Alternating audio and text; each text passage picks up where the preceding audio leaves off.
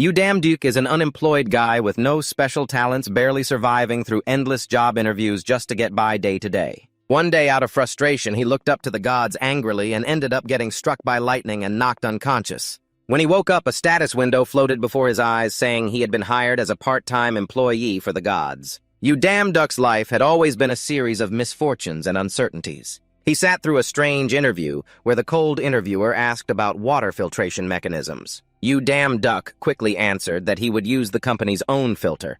But before he could finish, he was cut off by the next question about his motivation to apply, leaving his face frozen since he had no valid reason at all. Then the interviewer stared straight at him and mercilessly said, "Aren't you ashamed?" The entire room suddenly fell silent. Damduk was stunned, his face full of question marks, unable to believe the guy just said that. He tapped on the table, his expression full of disdain, as he once again mocked Damduk, saying he had no talent whatsoever and questioned why he applied to such a big corporation. Even though they had posted the job ad, these guys were now mocking the applicants. Damduk clenched his pants tightly. He was tired of this damn talent talk. After the existence of dungeons was revealed, the hidden abilities within people surfaced. These were called talents. Along with that, civilization developed to its peak. Many believed talent was a blessing for humanity, and our main character once believed that too, until he realized he had no talent at all. Back to the present, the interviewers kept mocking him, calling him a talentless person who didn't fit their company.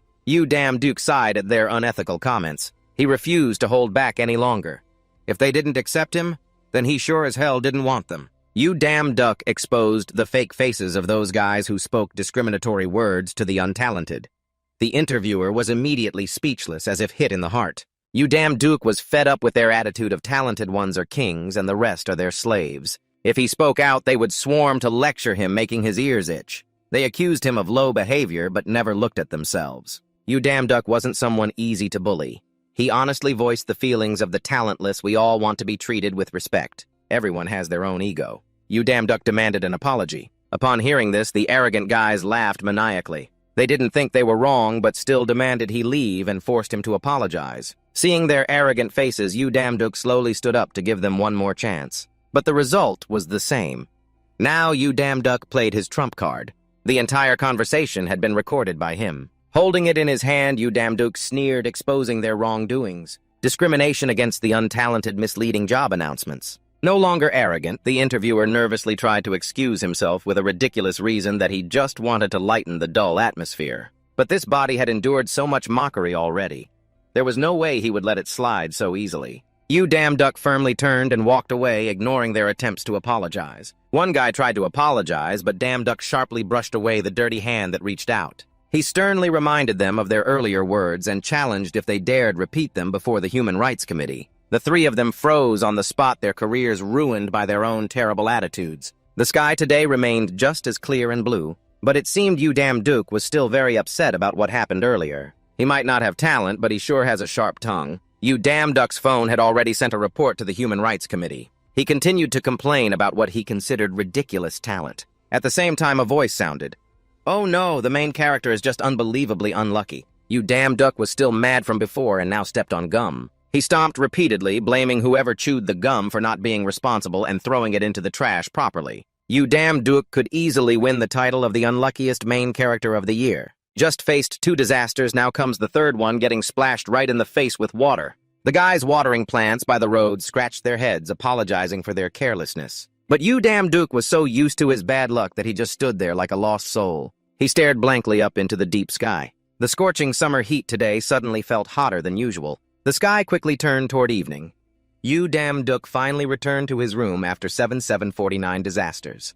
He stood dazed in front of the window, then sat down and saw a pile of filth from some drunkards dumped by the window, just accepting his unlucky fate. Damduk was cleaning while talking on the phone with his mother. He sat down cheerfully, trying to seem okay. While asking if the hospital food was all right, his mother blamed herself for making him struggle so much. His mother believed that if they paid back all the money Damduk had borrowed, who he borrowed from, the audience didn't know, but Damduk didn't like that person. He angrily shouted, "Mom, don't mention his name!" It turned out to be Damduk's uncle, but he still hated him for not paying back right away and fleeing abroad. Then Damduk calmed down and said he wasn't angry and apologized to his mother for raising his voice. Afterwards, he reassured his mother that he was okay, though in truth he was struggling a lot. Sitting in the empty room, he comforted his mother that everything was going smoothly and promised to see her later. After hanging up, Damduk left the room with a troubled expression. He opened a pack of cigarettes. Maybe only this could ease his sorrow now. But it seemed like fate wanted to take away all his chances to survive, even putting out the cigarette right before his mouth with rain. Clearly it had been sunny all along, only when Damduk was about to light up. Suddenly it poured like a flood. He felt like the whole world was mocking him. In anger, Damduk threw away the lighter. He angrily looked up at the sky, expressing his rage, because his life had already been miserable enough. Then loudly cursing, Damduk cursed God because he didn't care if gods were real or not. His fists filled with sorrow struck the ground. He didn't want to live like this and didn't deserve to go through it. Damduk's tears mixed with the raindrops. He wanted someone to take responsibility. Perhaps that rage reached the ears of God. A huge thunderbolt suddenly appeared right before Damduk's eyes. But now I'm not afraid of anyone anymore. He raised his middle finger in a friendly, challenging greeting. Damn it, what the hell are you doing? Just eat me already. After venting his anger, Damduk's face brightened miraculously. And without a doubt, the big lightning struck straight at our unlucky protagonist. Immediately, he felt death was near, a sudden death. Lying in the yard with lightning still flowing through him, he was worried about his mother if he died. What would happen to her? But if the protagonist died so early, how could there be an interesting story to watch? His consciousness gradually blurred and then came back. Damduk felt like he had come back from the dead, not knowing who he was or where he was. Lying comfortably in the yard, he still couldn't believe he was alive. The sky was still clear and blue, only now there was a familiar-looking system appearing out of nowhere. Damduk froze, stunned, leaning back to look up, not understanding what the hell this was. On it appeared a recruitment notification. The gods are waiting for you. Outside, the rain still dripped lightly. The window in Damduk's room remained slightly open. He sat in his room holding his head, very confused, not sure if gods really existed. The phone's screen was completely shattered after the lightning strike just now. Damduk didn't deny the existence of gods, but he also didn't accept that gods existed. Looking at his hands, he was even more amazed, because usually anyone struck by lightning would be burnt to a crisp. But now he was still alive, even without a scratch. Aside from that, there's also this annoying system block constantly showing the recruitment message. Damduk muttered to himself that it looked just like the status windows of those with innate talents. A flash of an idea struck his mind. He thought maybe he was now in a new position, granted some talent after that lightning strike. Thinking that, he decided to check it out. Damduk cleared his throat and called up the status window, though he wasn't sure if it was one, and of course it wasn't a proper status window, so there was no response. Then Damduk realized that, and he thought it looked like some kind of job recruitment notice. Just as he interrupted himself, the system emitted a strange blue light from one of them. Now it evolved into dozens of them, as if he had landed on a completely different planet.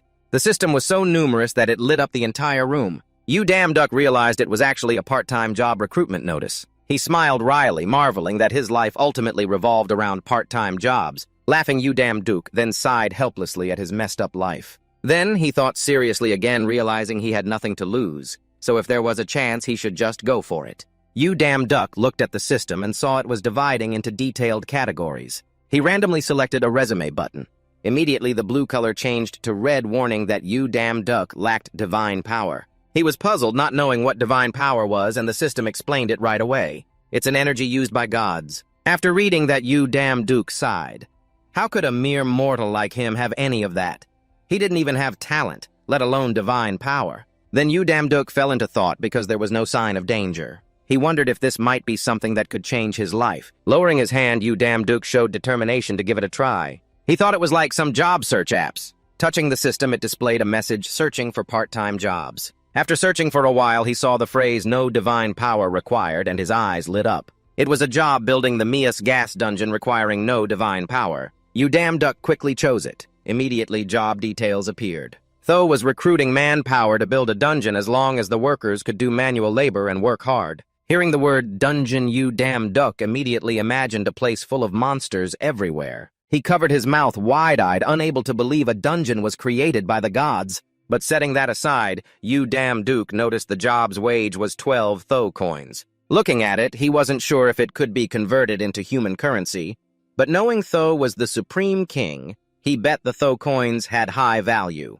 So Damduk immediately pressed the accept button. He decided to go all in. A great light from the system enveloped him.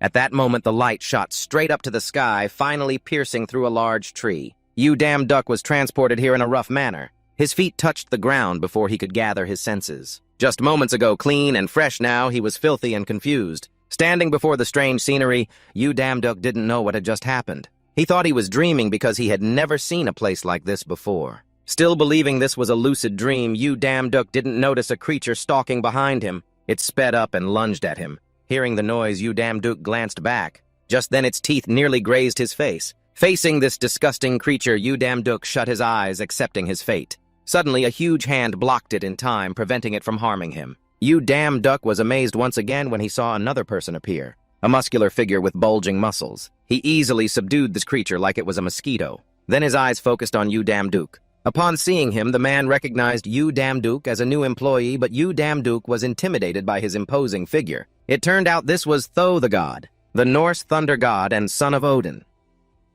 A light pat on the shoulder from Tho startled Damduk. Then he hoisted the small Damduk up and carried him to the workplace. Damduk now took a closer look at the god Tho with his massive muscular body and thick beard. He even recognized the hammer that Johia's younger brother carried at his side. Only at this point did he believe that this was the real Tho. Then, God Tho confidently started a conversation saying he was a god from Asia based on his appearance. Damduk widened his eyes, surprised that Tho actually thought he was a real god. Then he noticed two other gods. There wasn't a single human here. Damduk suddenly realized he was the only human here. He boldly claimed to be a god originating from a small mountain. God Tho laughed excitedly, grabbed Damduk's hair in a friendly way, thinking he was a mountain god helping people in trouble. But then God Tho noticed his clothes and thought he was too absorbed in human culture. Damduk panicked, not knowing how to explain, and then laughed loudly, saying he often came down the mountain to learn more about human needs. God Tho believed him and asked if he was capable of doing work. He grinned slyly and said Damduk's job was to create a place where humans suffer. Damduk forced a smile and admitted he could do it. Then he asked if Damduk knew about the labyrinth of the Minotaur, the half-man, half-bull monster from Greek mythology. Damduk said he knew. Hearing this, God Tho smiled mysteriously, making Damduk confused. Suddenly, a bright light appeared, catching his attention. A strong, golden light enveloped the area, along with birds spreading their wings and flying. Both of them stood before a labyrinth, the idea behind creating this dungeon. And Damduk would have to build the labyrinth with the gods. Damduk looked up in awe, truly amazing. At that moment, a guard approached, calling, "Hey, new guy, hurry up, we have work over here." Damduk heard this and followed. "Yes, I'm coming." Inside, an announcement sounded, "Area E6 needs cart support." 3 demons gathered nearby answered, on the way while the newcomer was crawling out of a pit. As Damduk sat eating with his colleagues, a call came into Area E1 need manpower support. He hurriedly responded, causing food to spray out of his mouth everywhere. When the guard was about to announce for Area C2, Damduk suddenly appeared and laughed creepily. "I'm here," scaring the guard, who shouted and almost soiled himself. Seeing him turn to leave, the guard warned, "Working too hard, huh? Watch out, don't fall into any pits or ditches around here." Damduk slung his stick over his shoulder, turned and grinned. "If I fall, remember to save me." He went to the work area, saw the bald demon standing with his hands on his hips, mumbling at the boxes. "All right, this should do." Damduk set down the box and asked, "Are we done yet?" "Done?" The demon turned and praised, "Yeah, well done." "What do you think?" Damduk punched his shoulder with a bright smile. "Ha ha, after all, it's just simple manual labor." The bald demon led the way. "Looks like we're done here. Let's go to the cart and rest a bit. We'll use it to get to the next location." Damduk followed behind, curiously looking around. The two sat on the cart together, and the demon suddenly asked, "Are all Asian gods as enthusiastic as you?" Damduk hesitated before replying, "Well, doesn't it depend on their personality?" The bald demon didn't hold back praise, saying many compliments about Damduk were heard everywhere. Damduk scratched his head and smiled shyly. Really, so embarrassing. But inside he was thrilled, thinking, "Isn't that just me?" Damduk with 200% social skills. Damduk looked at the bald demon with affectionate eyes. He praised himself. Would this count as talent? Socializing with the gods here would bring benefits. The cart stopped, and the demon turned and waved his hand. "Let's get off. We have to walk from here." The demon patted the cart dog's belly and said something confusing. "The traps we set will be useless if we let this fool do the work." As Damduk got off the cart, he heard this traps. Struggling to carry a box, the demon turned and reminded, "Look carefully where you're going to step." He pointed down at a marking on the ground. "See that? That's a trap sign. You always have to watch them closely." He stood with hands on hips, pointing to spots with traps. "Here and here, oh, and that one too." Damduk couldn't help but exclaim, "Almost tricked me there." The bald demon turned back and asked, "Is this the first time you've seen them? Consider this experience a lesson for you." He carried the box while chatting with Damduk. "You know gods at higher tiers need challenges with humans. Gods at lower tiers like us don't have things like that. That forces us to do these kinds of jobs to make a living." The bald demon chatted cheerfully. "Dungeons have to be built continuously, creating an endless amount of work for us." Struggling with the box, Damduk asked, "Endless, you say?"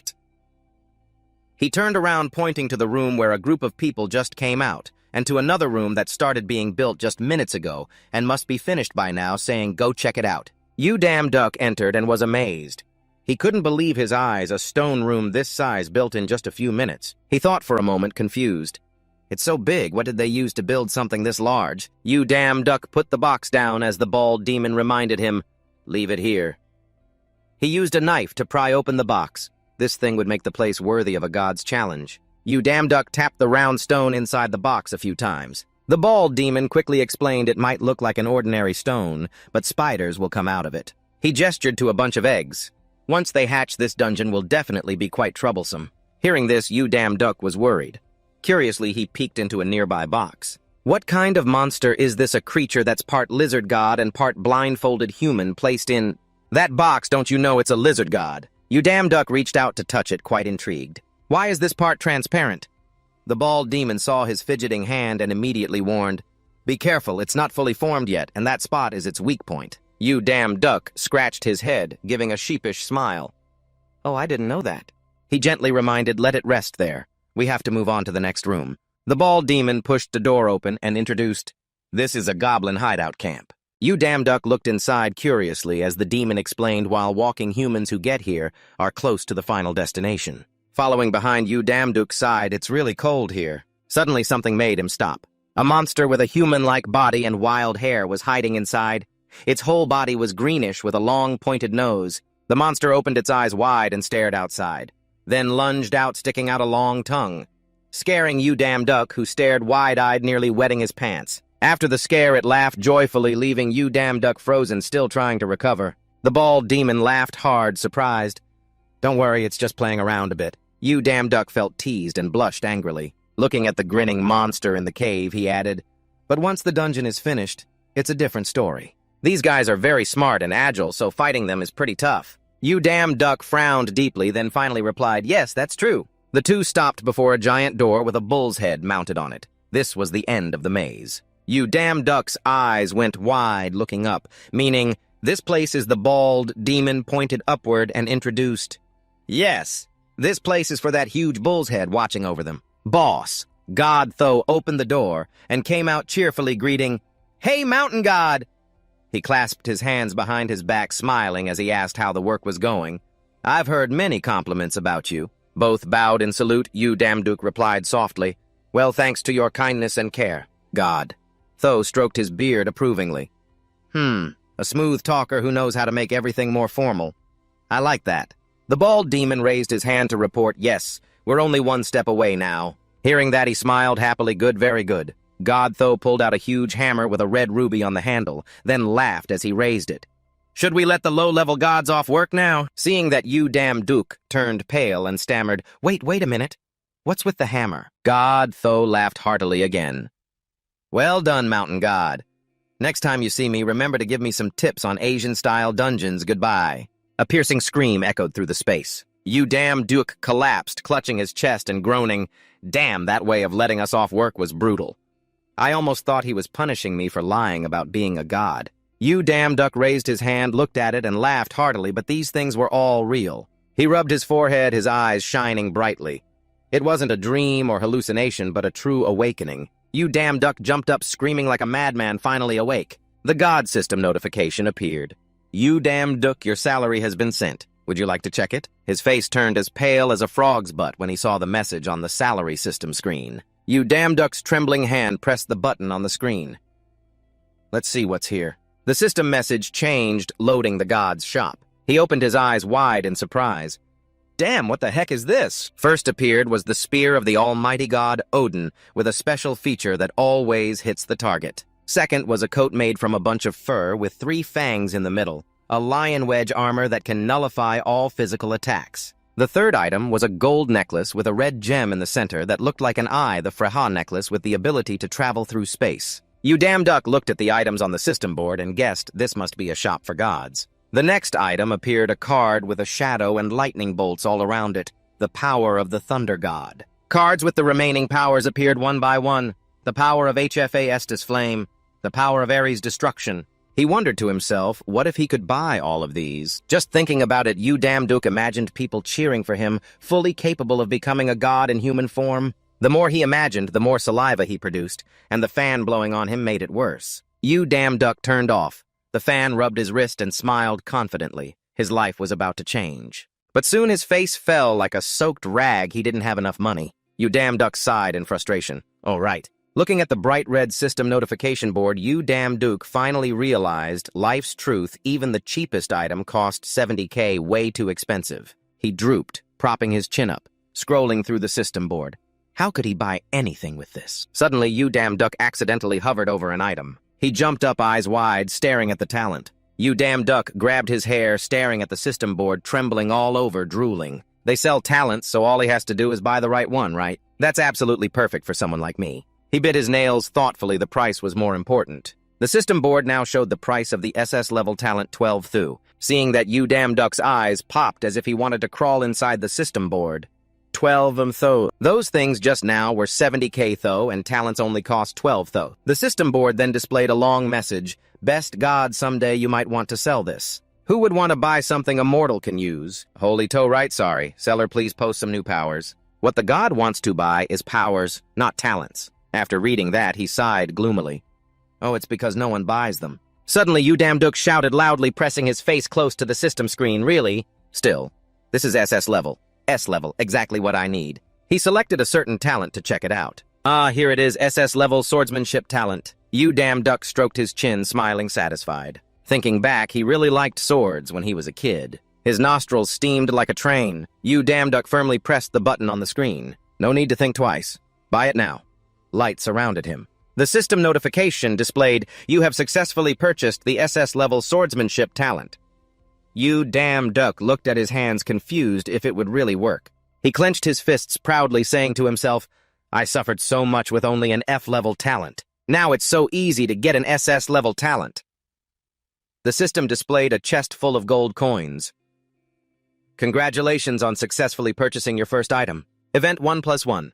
Especially today, we will give you a gift of the same level as the item you purchased. Damduk read the notification and held his mouth, tears welling up as if someone had summoned his soul. Another SS level. Oh my God. He muttered to himself. Let's see. Without much thought, he immediately selected the SS combat talent. I'll choose this one. Damduk jumped up and shouted, Now I can use both. Suddenly, his vision blurred, his body staggered. Before Damduk's eyes, the world was spinning. As he was about to fall, he reached out to grab something. Damduk collapsed onto the floor. What is happening? His face twisted like a monkey's butt trying to endure. My whole body hurts so much. Damduk lay collapsed on the floor. He gritted his teeth. The system notification appeared, adjusting your body strength according to your talent. His hands trembled, veins gradually appeared, enhancing his respiratory system. It spread gradually to his face in a terrifying way, strengthening his muscles. Damduk's vision darkened, only the system's voice ringing persistently in his ears. You have successfully enhanced your body strength. You have succeeded. He was in a daze. Damduk seemed to see his mother in front of him. Son, son. He vaguely called out to his mother. His mother's hand gently reached down as if to stroke his face. I'm sorry, son. Sorry that you have a sick mother who has made you suffer like this. He hurriedly stopped her. Mom, please don't say that anymore. It's okay now. Now I have talents. Wait a minute. A voice sounded as if reminding Damduk. You can't have everything so easily. Damduk's face was sluggish, mumbling like a fool. Talent. He slowly sat up, gently massaging his neck and shoulders. Damn, when did I fall asleep? I thought I saw my mother in a blur. After talking to himself for a while, Damduk suddenly realized something. Wait, was it all just a dream? He quickly opened the status window. The system immediately displayed Damduk's information name, Damduk human occupation, lowest level god talents, SS swordsmanship talent, SS combat talent. Damduk read carefully and realized lowest level god. So that's why he could work in the dungeon. He leaned back against the wall and sighed in satisfaction. A talentless person like me becoming a god. Life really does have some compensation. Damduk took out his shattered phone to see who was calling. It was his mother. He happily answered, "Mom, I have good news."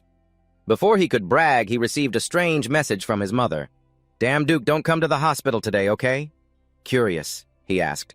"Is something wrong, Mom?" Damduk's mother didn't answer but repeated, "Just listen to me and don't come, okay? Don't worry about me." Damduk still wouldn't give up and asked again, Why don't you want me to come?" But this time the person who answered wasn't her. "Hello, is this the guardian of Mrs. Young Wai?" Damduk didn't understand but politely replied, "Yes, that's me." The person on the other end continued, "We are in a bad situation, so I can't give you details. This is a sign of a dungeon appearing near the hospital." He was shaken hearing those words. The person on the other end seemed unaware of the oddity. "We inform you, but we can't predict anything about the patient." The phone was left hanging in the room. The voice on the other end kept repeating steadily, "From now until the situation improves, no one is allowed to enter the hospital." The person on the other end, not receiving a reply from Damduk, felt confused. "Hello, sir."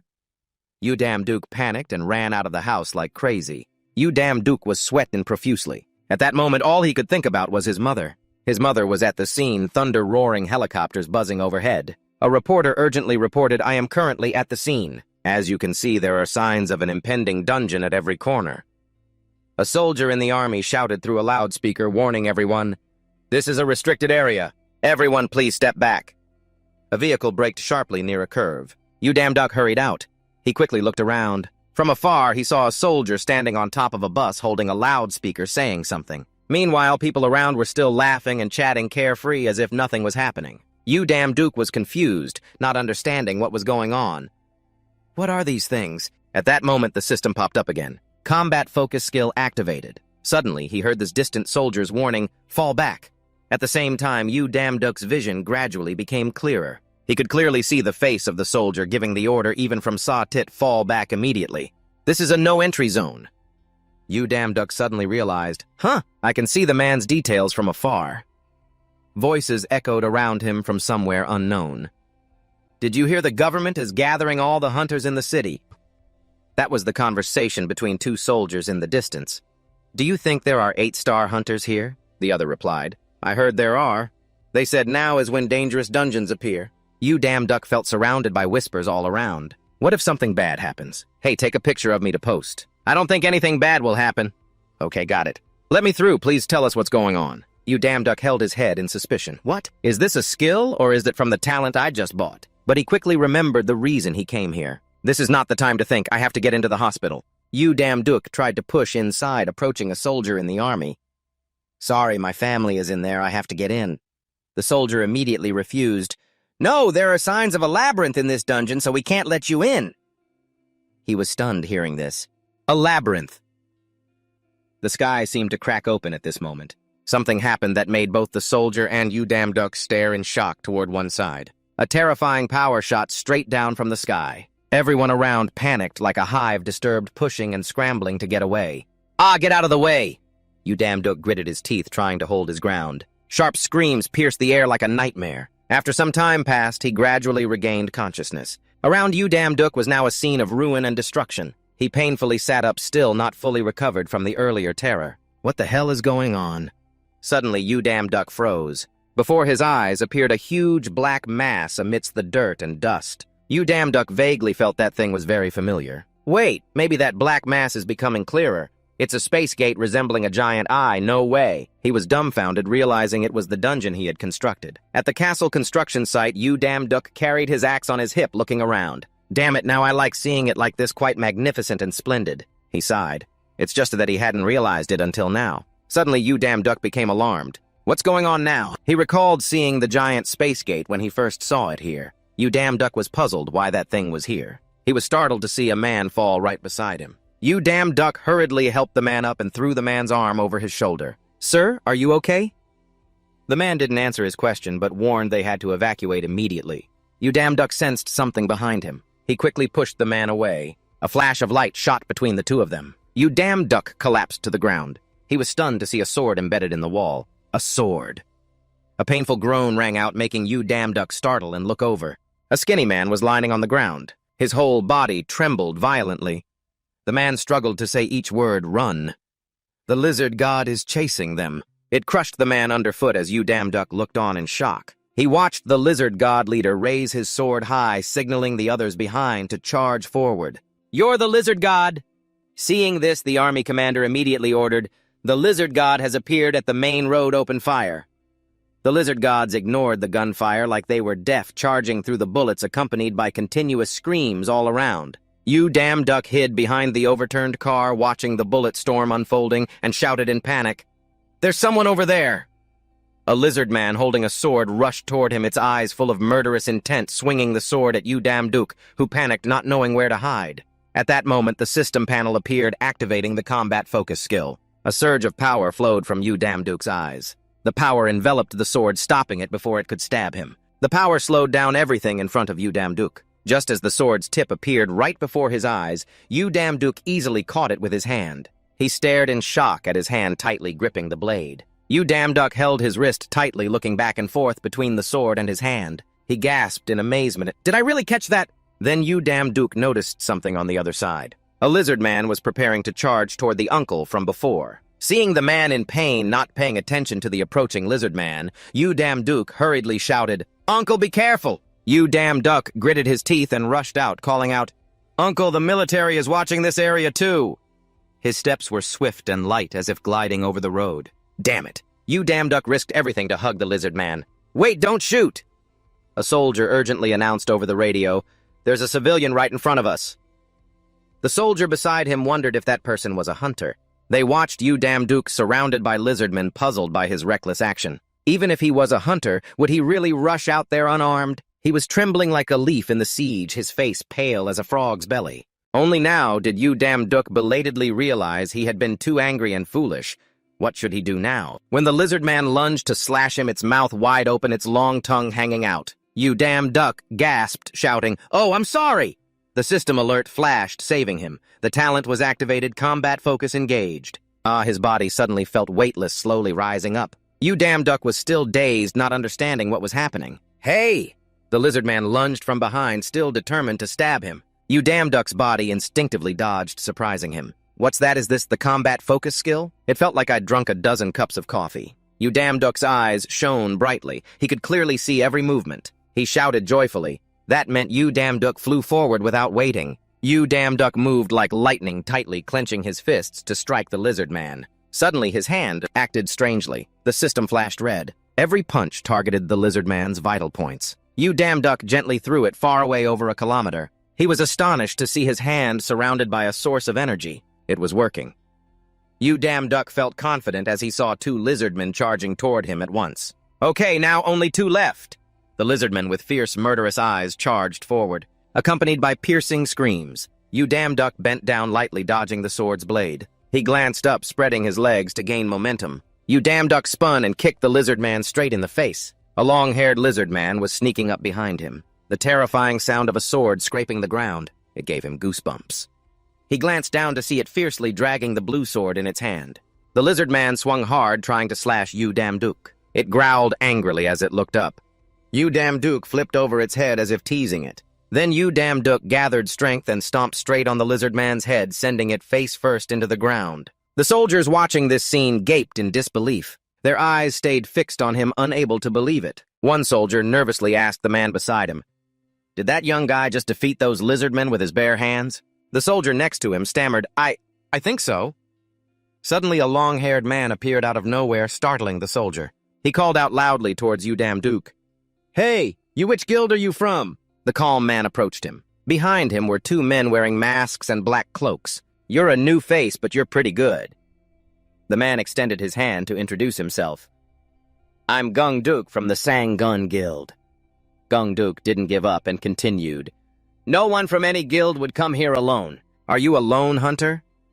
Damduk reached out to shake his hand. He hesitated before answering. Ah, yes, I guess you could say that. The man gestured behind him, then asked for his opinion. We're here to clear out this dungeon, so do you want to come with us? Damduk flinched sharply when he heard that word, dungeon. He looked at the spatial gate in front of him and realized the problem. That's right, I'm no longer an ordinary person. Damduk looked towards the nearby hospital. The monsters will keep coming out if we don't stop them here. His hands trembled. Finally, Damduk clenched his fists determinedly. All right, no problem. His face was full of resolve. Let's go. The group headed into a pitch-black tunnel. Damduk reached out to touch the tunnel door. He cautiously looked back at the group. This way. Gung Duk glanced to signal the man behind. Damduk noticed the knife the man was secretly holding. Glad I still remember this place. Of course, I've been in and out of here thousands of times. Damduk hesitated, then called him back. Wait. Gung Duk tilted his head. What's up? He seriously made a proposal. From here on out, I'll lead the way. Hearing this, one of the hunters straightened up. What? How dare you look here? Sir, a lone hunter. I don't know where you came from, but we have government orders. Understand. Damduk ignored the other man and explained to Gung Duk. From here on, there will be pits and traps. That's why I'm telling you. The man crossed his arms and laughed confidently. Thanks for your concern. Our elite teams have already cleared the path. Damduk picked up a rock and said absent-mindedly, Oh, really? He casually threw the rock into the tunnel. It hit something.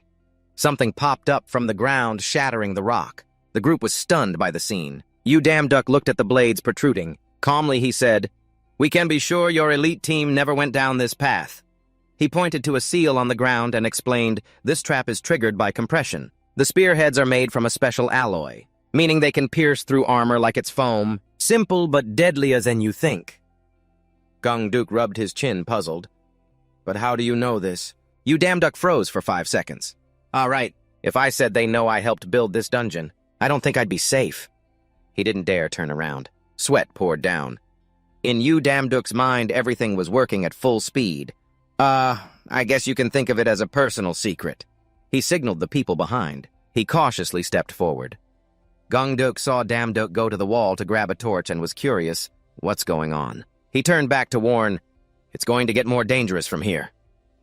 Damduk took the torch and led the way. Suddenly, something made Gung Duk and the others gape. Everyone he raised the torch high, revealing a huge door carved with a spider. Damduk warned, Better protect yourselves! A foot crushed the spider, followed by a curse. Die, you damn spider! The hunter pulled his leg up his face like a dog's snarl. Damn it, it's all over my foot! The man next to him was restless. At this rate, will we all end up grilled meat? He turned and scolded, Were you asleep during the briefing? The webs were spread everywhere, forming a network and a trap simultaneously. The easiest way is to burn them all. 2 men whispered closely, but those were the words from one of them. Can we really trust him? He might be a spy from another guild trying to stop us from attacking this dungeon. Damduk walked ahead helplessly. I can hear everything. Don't you know? His face grew serious as he looked inside. Inside, there is a room full of cobwebs. This is the room. It is where I placed countless boxes filled with spider eggs. Damduk lit a fire and smiled wickedly. I know. We've secured all the spider hideouts, but no need to waste effort like this. I will turn them all into roasted spiders. I'll be rewarded for working hard instead of being lazy. The supporter immediately suggested a plan bringing the torch closer to the spider webs. They must have spun webs all over the place. Now let's burn this area and move on. The system notification popped up again. The combat focus skill A has been activated. Someone wrapped in spider webs was trying to call for help. Is anyone here? A faint voice as if near death. Help me, please. His eyes lit up, seeming to hear the cry for help. Damduk tapped the black-clad man's shoulder to stop him wait. His eyes flashed as he carefully surveyed the surroundings. I don't think we should use fire. Someone is in this place. Gung Duk clasped his hands behind his back, instructing the black-clad group there are signs of survivors inside the stone rooms. Our priority now is to rescue the survivors. He ordered strictly to arrange the formation when entering maintain a defensive formation. We don't know the exact location of the bugs, so we need to limit the use of wide area attacks. Also, Gung Duk's eyes glanced at Damduk with curiosity. I don't know how you do it, but that young man seems to know the survivor's location. Support team, follow his lead. Damduk widened his eyes in shock. You want me to be the commander? I've never been in this position before. While the black-clad group whispered among themselves, a strange girl appeared standing there. He raised his hand to negotiate. Wait a moment. Then a voice interrupted Mr. Damduk. Damduk looked back to see who it was. The mysterious girl stepped forward, extending her hand to shake his. Thanks to you, we passed through the traps safely. Please keep leading us. Seeing her hand still hanging in the air, Damduk hesitated slightly. Oh, he took her hand back. Let's cooperate well. But honestly, before he could finish, the mysterious girl cut in. Don't worry too much. Damduk still didn't fully understand her meaning. What? The mysterious girl added. Commander, you only need to provide the survivors' locations. The rest is the support team's job. That's much simpler. Damduk scratched his neck a bit doubtful. Ah, yes, but is it really that simple? She assured him once again, yes, very simple. Seeing the mysterious girl still hadn't withdrawn her hand, he shyly reminded her, Could you please let go of my hand first? She ignored Damduk's words and asked another question. You don't use weapons. He was confused by her question weapons. I've never used those. Why do you ask? The mysterious girl said something strange like they were talking past each other, I see. She flicked Damduk's hand away, then arrogantly turned her back. Carrying 1 or 2 swords would be much wiser. She pulled her hood down low, her bright blue eyes looking at him. Well, I'm off. Damduk politely responded, ah, yes. But in his head, he was still confused about what had just happened. What was that? This girl just said a few words and left immediately. He put his hand on his chin, looking dazed as he thought, did I reveal myself before? He looked around to see everyone still arranging formation. Everyone get into position, we're ready to move in. But the mysterious girl was nowhere to be seen. She had disappeared. A foot stepped forward. Everyone was in a defensive stance, cautiously observing. Just as silence fell, a member of the support team casually remarked, It's a bit too quiet, isn't it? It made Damduk startle sharply. Gung Duk turned back to remind Spray, don't let your guard down and keep your position. Suddenly he shouted loudly above us. He was startled and looked up. Giant bright red spiders were swooping down. What is that? Why are they so big? One swung its claw at a support member, nearly making him wet his pants. Oh, help me! Gung Duk quickly drew his combat weapon. Without saying much, he charged forward and slashed at the spider. Then he sternly commanded the whole team, don't get excited, keep following the plan. While Gung Duk was directing everyone to switch to a defensive formation against the monsters and warned to be careful of their paralyzing poison. Damduk took the opportunity to lead the support team away. Support team this way. His eyes flashed a blue light streaming from Damduk's eyes. The light led into a dark path as if guiding the way. He looked in that direction and was surprised. Damduk saw people hanging suspended in the air and shouted to announce, found them over there. Those people were tightly wrapped in spider silk, barely able to breathe. Found survivors. Here a knife slowly cut through the silk. The support member caught the rescued man. Are you okay? After a moment he couldn't answer. The only response was a groan. Suddenly a swarm of giant spiders rushed in. Damn, since when did they get here? Damduk carried a man in black and said to those behind, I know where the safe zone is this way. Gung Duk, still fighting, stopped and glanced for a long moment. I'm quite suspicious. Then he decisively chopped a spider crawling toward him in half. Gung Duk quietly observed him from afar. He knows the dungeon's layout and paths well, even knows where the survivors are. He saw Damduk guiding the support team. There were survivors over there too. Gung Duk felt a bit doubtful. That was something he had never heard before. A support member holding a paper led everyone around. There are injured here. Evacuate the victims from this area. Seeing Gung Duk carrying a stretcher coming, the support member reported, Chief, all victims are safe. We have some injured, but overall the losses are very small. He smiled softly in praise. We had a very good start. Keep up this efficiency and continue with those still able to fight. Tell everyone that and let them rest a bit. Then Gung Duk turned back to Damduk. Also, I have a few questions for you. He stiffened and pointed to himself, asking to be sure. Are you talking about me? Two support members who saw this whispered and discussed. One hissed bitterly. Damduk stepped forward, looking at the 2 people lying on the floor, listing the injured 2 policemen, and the rest were ISA workers. There were a total of 10 people trapped here, some of whom were members of our team. Gung Duk looked at him and chuckled. He didn't hold back praise. If not for you, we'd have burned them all alive. Damduk scratched his head and smiled awkwardly. No problem. Before he could recover, Gung Duk struck with a decisive comment. By the way, you really do have amazing talent. It's like you are the one who built this dungeon. Damduk froze, smiled awkwardly. No, I'm not. He hurriedly denied build the dungeon myself. I'm not a god or anything. Seeing this, Gung Duk laughed heartily. I'm just joking. Damduk pointed ahead, trying to divert his attention. Now we need to focus forces and keep going. Inside, Damduk trembled like a leaf, thinking he was about to die. Another giant door appeared carved with patterns like eyes. The support member couldn't help but be curious.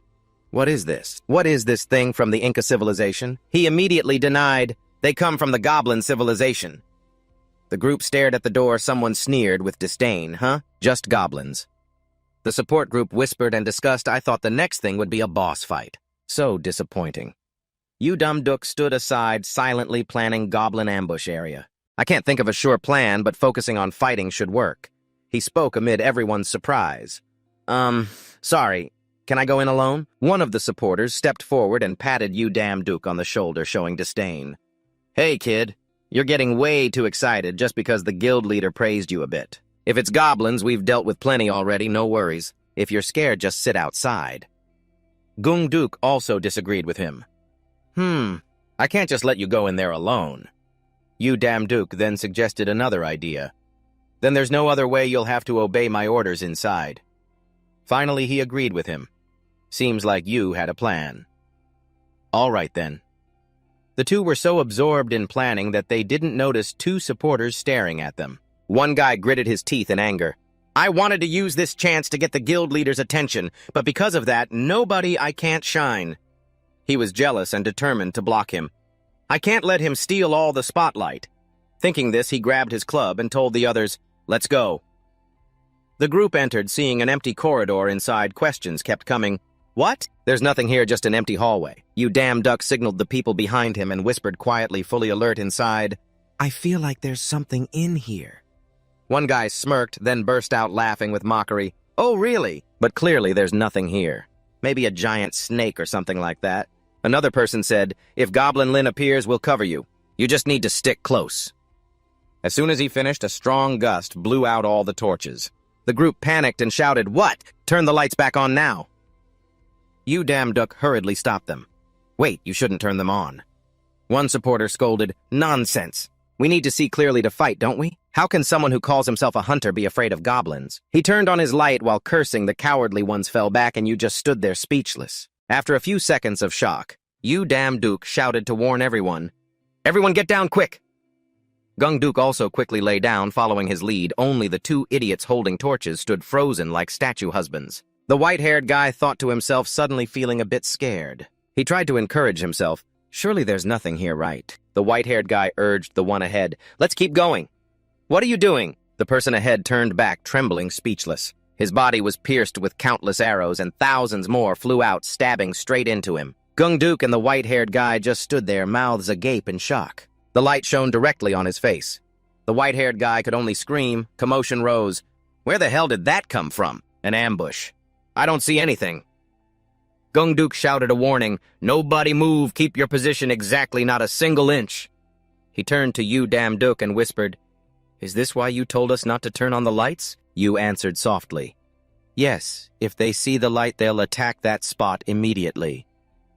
Gung Duk was still puzzled, but strangely, when we entered, and even now they should have heard us, so why haven't they attacked? Damduk's eyes stared straight ahead without blinking. They're playing with their prey. From the dark corner, a goblin peeked out, grinning. They want to enjoy our terror from the shadows. Gung Duk carefully observed and planned with him. Even so, we can't fight back if we can't see anything. We have to suffer some losses to have a chance. Damduk proposed an idea. What if we could fight without seeing? Gung Duk looked doubtful. How's that possible? Could that really work? You confidently replied, yes. Damduk took the task upon himself. Leave it to me. He stood up, hands in his coat pockets, looking very cool. Gung Duk stepped forward. You spoke to reassure everyone. I know everyone's worried and can't see anything. I will do it no matter what. The supporters listened to Damduk's words and followed. He clamped his mouth shut, sweat pouring down as he followed Yu's instructions. Until I give the signal, don't move or make any noise. Damduk closed his eyes, took a deep breath. Focus. Remember how it felt then. The system notification appeared again. The combat focus skill was activated. Damduk was surrounded by a blue circle. Goblins appeared curiously peeking inside. You immediately opened your eyes wide. The support player and Gung Duk simultaneously looked up. A voice echoed in this darkness. Everyone can turn on the lights and move now. When the lights came on, the scene before them revealed a goblin struggling in Damduk's hands. Around him were goblins lying scattered. Damduk squeezed its neck tightly until it stopped moving. The goblin thrown at his feet was the jealous thought of the support player. No way. What kind of talent does he have? What trick did he use? Watching Damduk wipe sweat from his hand, he was bitterly jealous. If I had a little more time, I could have taken them out. Why does this guy always get in my way? Gung Duk approached him with a surprised expression. That's amazing. I've been a hunter all my life, but never met one like you. Damduk just smiled awkwardly to brush it off. I just got lucky. So shall we continue then? Yes, on the surface he said that, but inside Damduk was surprised at himself. I don't even know how I managed to fight like that. Everyone looked up at a huge door with a bull's head mounted on it. They arrived, Gung Duk guessed, so this is the final section of the maze. Gung Duk looked up behind the door. Everyone gathered before a giant door with a bull's head mounted on it, the final boss of this dungeon. The huge door slowly opened, rays of light spilling inside the room. Gung Duk cautiously glanced around but saw nothing. Could it be hiding somewhere? Damduk carefully looked ahead. No, it's right in front of us.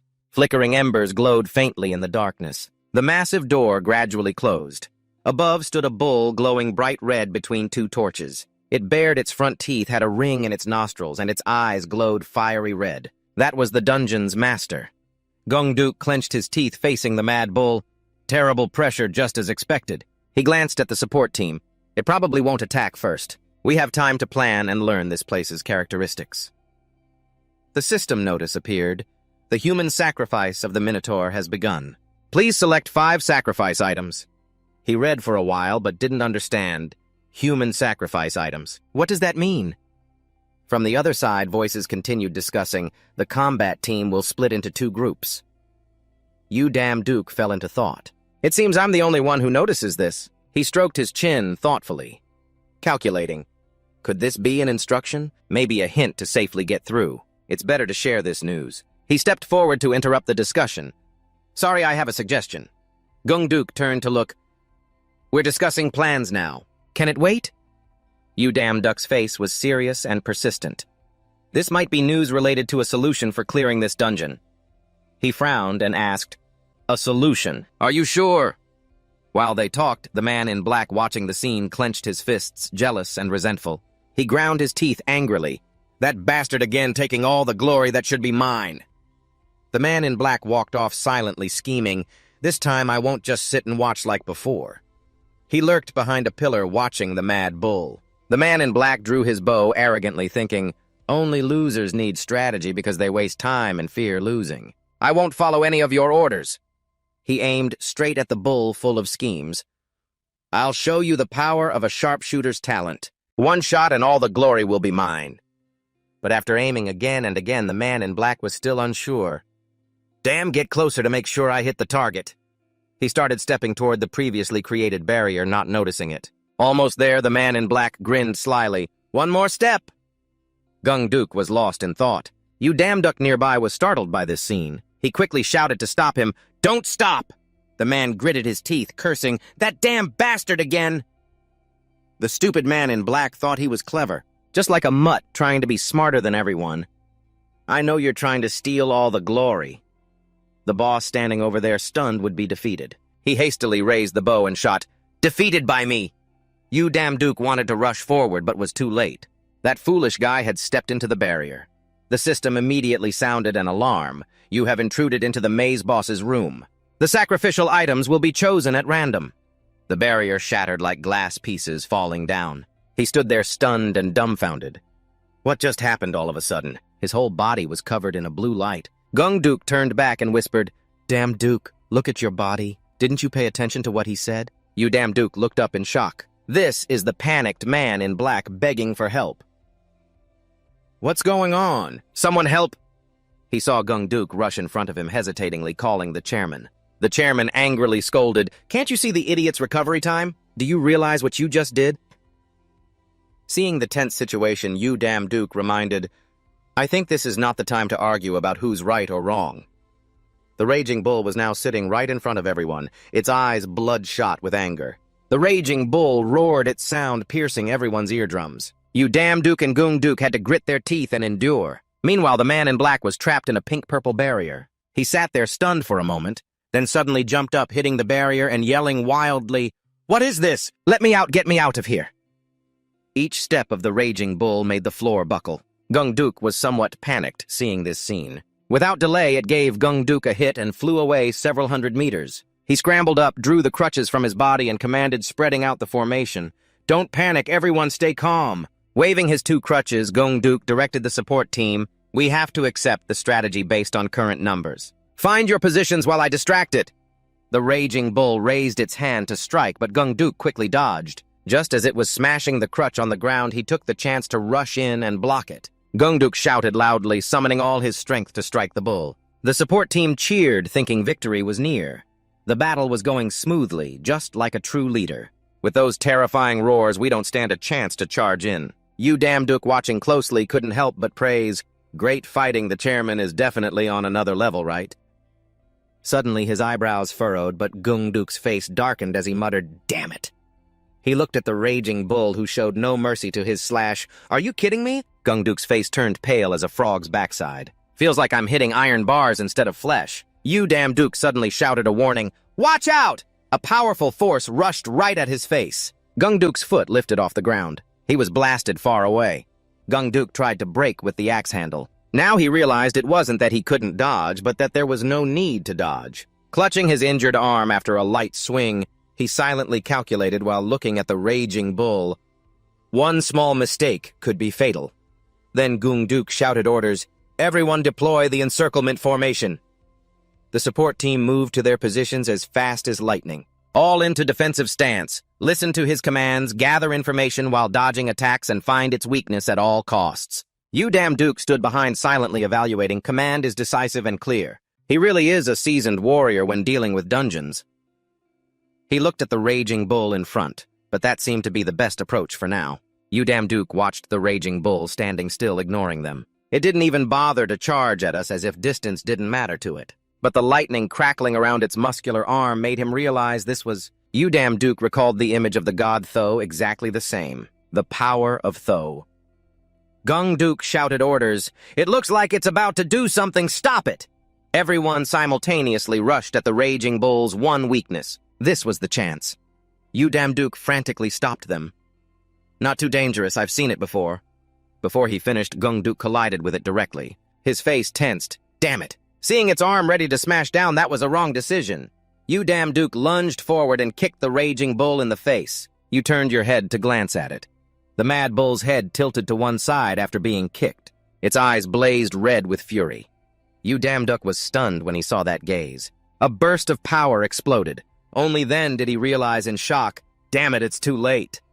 The entire room shattered. Everyone was thrown in all directions. A trembling hand touched the barrier. Unbelievable, the scene of the mad bull slaughtering everything unfolded right before their eyes.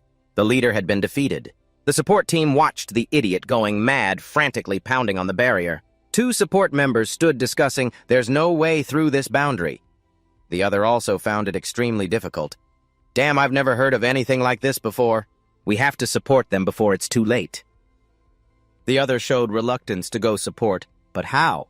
Don't you see how the leader was defeated? Going in there means dying like a dog. They went back and forth arguing. Damduk's hand reached out from the rubble, cursing inwardly.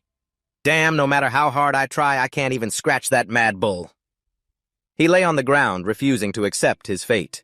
His miserable life, which had just begun to show hope after gaining talent, was about to end so foolishly here. His hand accidentally touched something. Damduk struggled to get up, a smirk appearing at the corner of his mouth. "Right, there are still some things I haven't tried." He smiled slowly and stood. Dying like this would never bring peace. The dust before the mad bull gradually revealed a figure. He gripped his sword tightly, determined not to give up and wait for death. Damduk swung his arm, creating a cool streak of light. A murderous glare shot from the mad bull's blazing red eyes. The sword reflected his confident charge. "Get ready, I'm not going to die without fighting back." The system board appeared, swordsmanship talent activated. Damduk stood there, holding the great sword facing the massive bull-headed monster. Beneath the thin bone armor, only the monster's blood-red eyes were visible. It held a large axe with a long handle. Meanwhile, Gung Duk lay on the ground, dirt covering his clothes, badly injured, struggling to look into the distance thoughtfully. "No way my axe isn't strong enough to even scratch that bastard anymore. It's not something a guy who just picked up a sword can defeat." He wanted to tell him to run, but couldn't speak. Gung Duk spat a mouthful of bright red blood, soaking his sleeve. "It's all my fault, sorry, young man."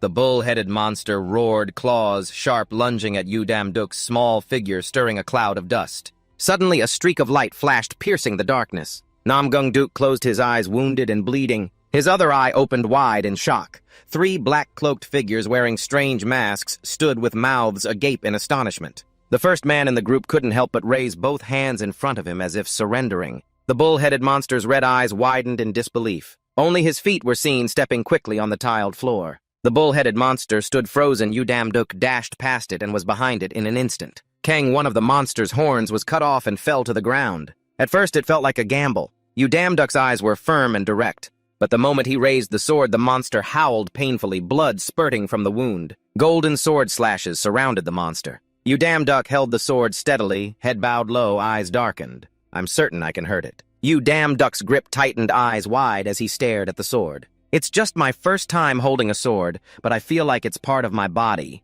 Damduk became extremely excited, laughing loudly. "Am I a swordsmanship genius?" The bull-headed monster bared its teeth angrily, turning back with one horn severed. Boom!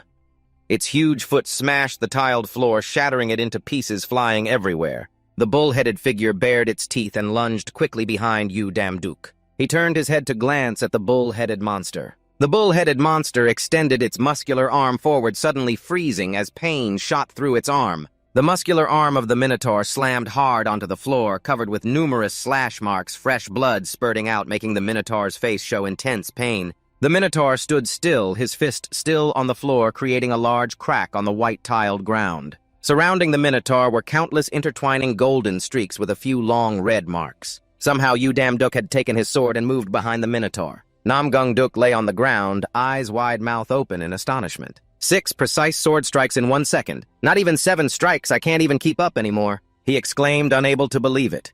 The image of Damduk holding a long sword appeared in Gung Duk's mind, his eyes glowing with fighting spirit as he advanced. He has no real skill, but his sword techniques are full of finesse. Gung Duk's expression darkened. However, Damduk stood there, knees slightly bent, while in the distance the muscular, heavily wounded minotaur remained firm. Damduk's sharp gaze glanced at the opponent, still too shallow, not enough damage yet. This bull's skin is absurdly thick. The minotaur glanced with red eyes, clenching his teeth. The white-haired man wearing a mask hugged his head and screamed, "There's no way to take down that monster at this level. We're going to die here." Gung Duk looked contemptuously at the black-clad man flailing his arms far away. Nonsense. His recent attacks could already rival the strongest swordsman in Korea. Gung Duk frowned tightly. He's talented. The problem is, the sword, the blade had several chips and looked like it was about to break the tip, pointing toward the ground. Damduk raised the sword, teeth clenched, his face tightening with tension. Just a few swings and it's about to snap. His expression grew more worried. He couldn't use it anymore. He had to strike the bull's critical weak point. Damduk gripped the sword and charged forward at top speed. The minotaur swung his giant fist at Damduk's figure, but Damduk nimbly twisted and dodged the powerful punch. The punch slammed into the ground. Seizing the moment, Damduk raised his long sword and struck hard at the minotaur. His face darkened, putting all his strength into one slash. Innate SS martial arts. After the slash, he turned to look at the monster, his face full of surprise. Not moving at all. Damduk quickly reacted, aiming the sharp sword tip at the minotaur's bright red eye. Before the minotaur could react, he swiftly stabbed the sword. The minotaur shut his eyes tightly in fear. Taking advantage, Damduk kicked straight at the minotaur's face. Unable to block, the bull was hit with a thud, blood spraying from its nose. "Whew!" He exhaled firmly, catching the sword, flipping his body, aiming at the Minotaur's neck, planning to stab. SS Swordsmanship Talent. The Minotaur's eyes showed extreme terror. Hey! Damduk was still flipping upside down in midair, his face full of surprise and confusion. Boom wind rose around a strong pillar of white light shot straight into the sky. The ground cracked, forming a large dent. Damduk landed kneeling on one knee to keep balance, gripping the long sword tightly, blocking large and small stones flying toward him. Crackle Damduk's complexion worsened as more cracks appeared on the blade. Damduk narrowed his eyes, calculating.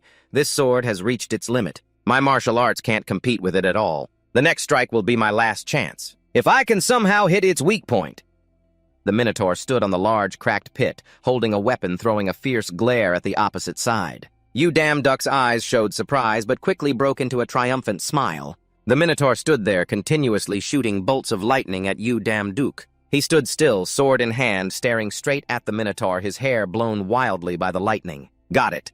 Gung Duk, lying nearby, was also affected by the battle, opening one eye to watch. This is the skill he used earlier. Suddenly realizing something, he opened his eyes wide in shock. The space suddenly darkened, golden light continuously radiated from Damduk's body outward. Gung Duk was shocked. He's planning a face-to-face preemptive strike. The atmosphere grew tense. On one side was Damduk holding a sword that radiated a dazzling golden light. On the other side was a bull-headed monster wielding a large axe emitting a cold blue glow. The sword couldn't withstand his immense power.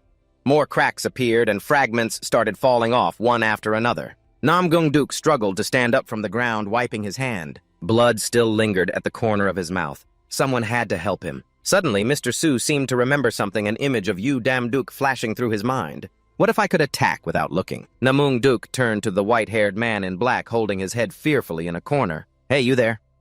The white-haired man in black with a demon mask turned around, puzzled, looking at him.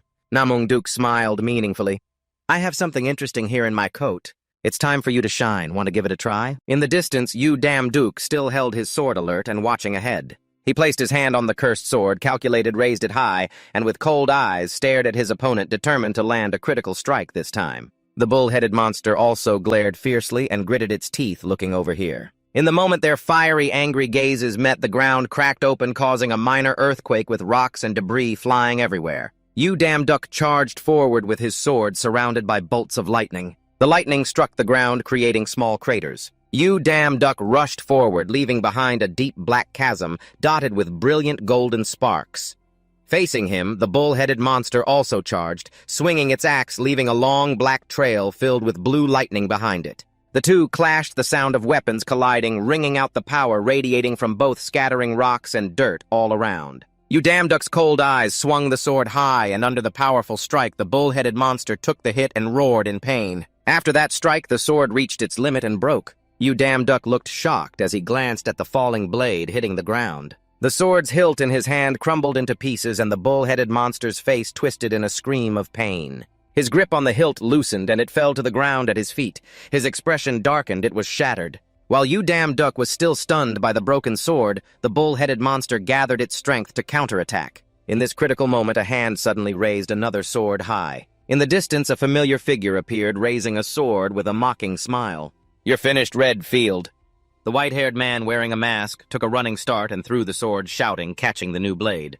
Damduk caught the sword just in time and stabbed it into the bull-headed monster before it could attack. Outside the teleportation gate, the group watched anxiously, waiting for news. The monster hasn't emerged from the dungeon gate for 5 hours now. Report back immediately if anything new happens. Suddenly, the brown-haired brother wearing a mic turned his head, noticing something pointing toward the gate. "Oh, someone's coming out." Damduk smiled as he helped Gung Duk off his shoulder and stepped out of the gate. "There's light. We're free." Behind him, a group in black cloaks helped each other and stepped out one by one. Suddenly recalling something, Damduk turned to the side. "But how did you know I'd catch the sword thrown from behind?" Gung Duk just smiled. "I don't really know. I just remember you said you could make a move without knowing what's coming. So when I throw the sword to you, you'll have the feeling and catch it. I was just taking a chance." Damduk scratched his head, laughing awkwardly. "Ha ha, I almost got skewered, but thanks anyway." Gung Duk shook his head, denying it. "No." Damduk looked at him in surprise. Gung Duk turned to him. "You're the one who saved all of us. The group in black with demon masks stood with Gung Duk. He smiled brightly at Damduk, who was still standing there dumbfounded, not understanding what was going on. A hand gently placed on Damduk's shoulder, pushing him forward. "What are you doing?" Damduk was startled, looking at the crowded group below. Gung Duk stood with arms crossed. "Everyone's waiting. You're the biggest contributor to completing this dungeon. You should say something." Damduk's face was full of surprise. "Look, am I really the one who contributed the most?" Gung Duk smiled, looked at him, and nodded. Damduk suddenly stopped, some dark memories returning. "I've been underestimated my whole life for having no talent at all." In Damduk's memory appeared a middle-aged man in a black suit, chin resting on his hand, looking disdainful, lips slightly curled. Next to him, another man also cast that look, mouth laughing with contempt. One hand clenched into a fist, the other holding a phone, shouting loudly. A small figure wrapped in thousands of thick, long chains, face screaming in agony, silently sitting with face covered in helplessness. "That's right, Min has changed from before." Damduk's lips trembled slightly, his fist raised high. Below were thousands of people raising their hands high, looking toward the gate, where the group was shouting loudly. In the silent night, a tall building stood still. Only a few rooms still had lights on in the floors. In the hospital lobby, nurses stood at the counter, focused on their work. Opposite them were patients sitting neatly in chairs waiting for their turn to be examined. Damduk gently pulled back the curtain in front and looked at the person lying there. His tense face gradually relaxed. "Thank God my mother is okay." Suddenly, a voice from the nearby TV caught his attention. "We have interviewed the person who made the greatest contribution to cleaning up the dungeon that appeared right in the city center." On the news was an interview with Damduk.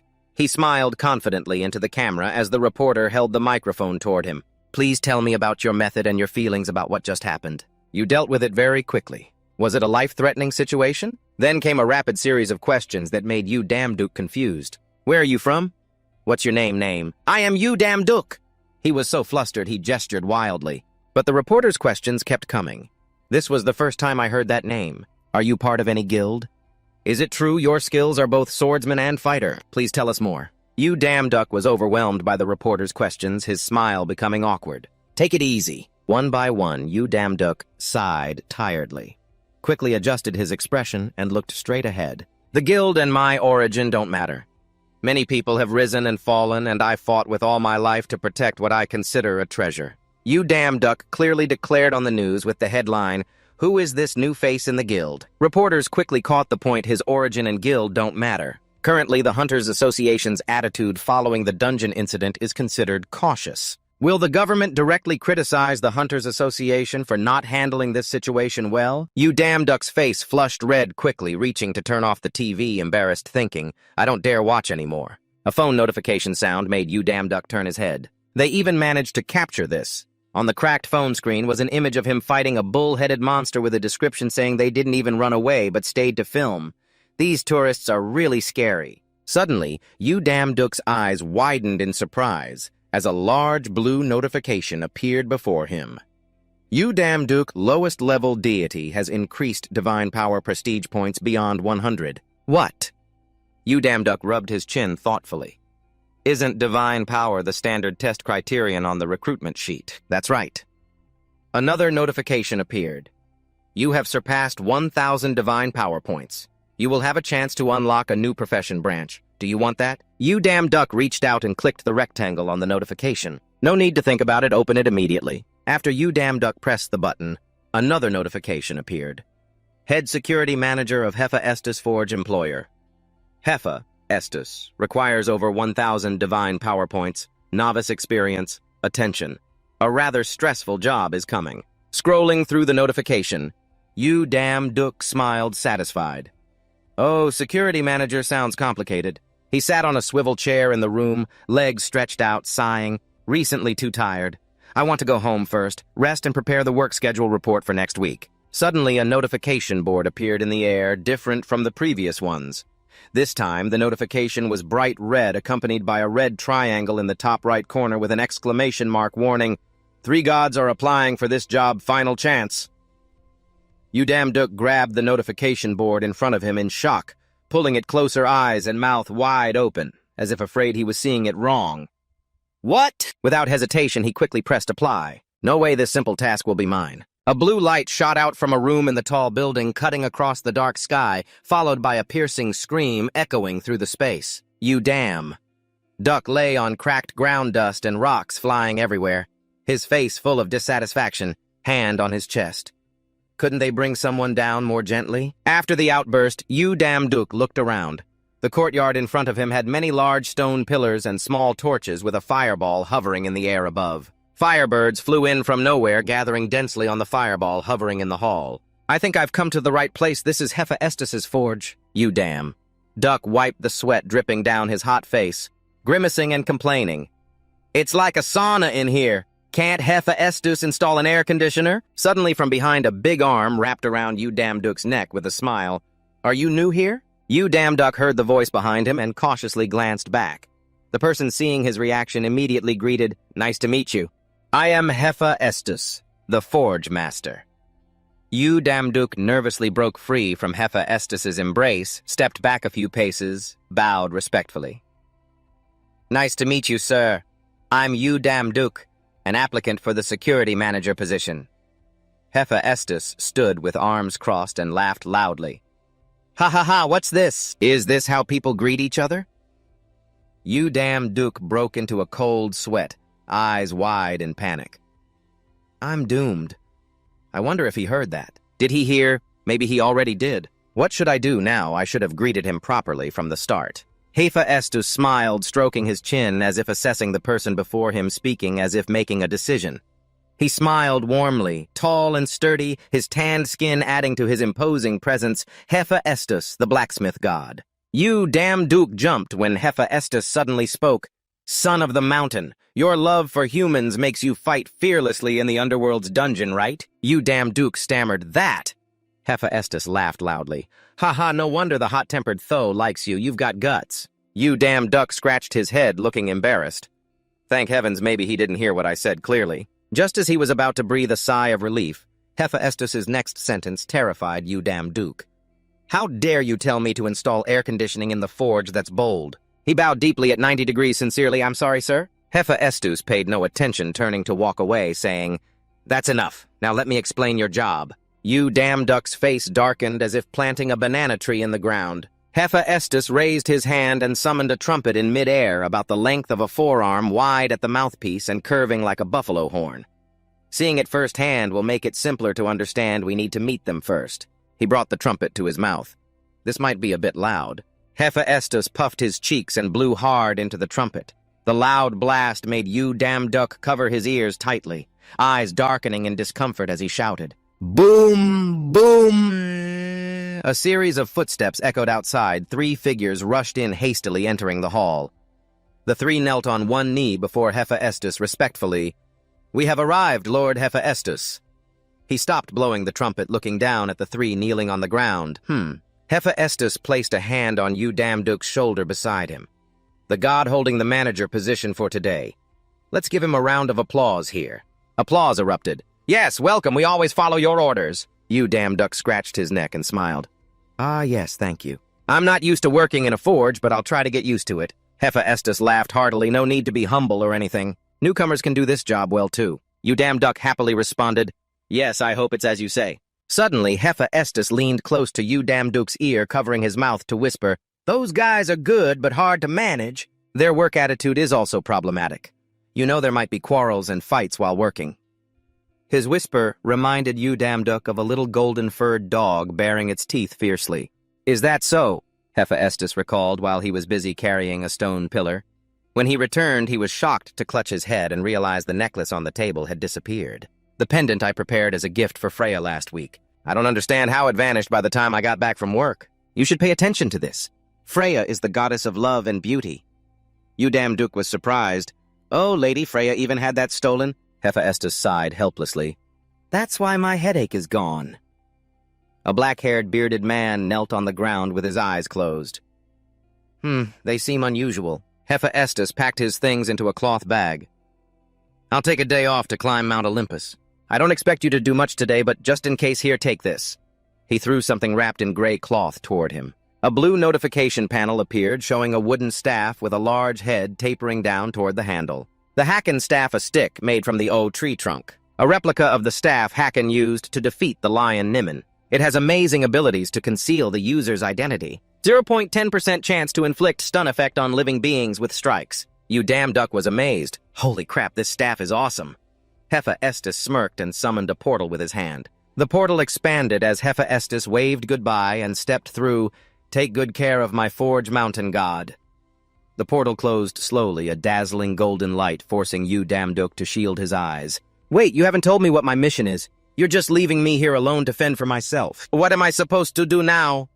Hephaestus smiled mysteriously.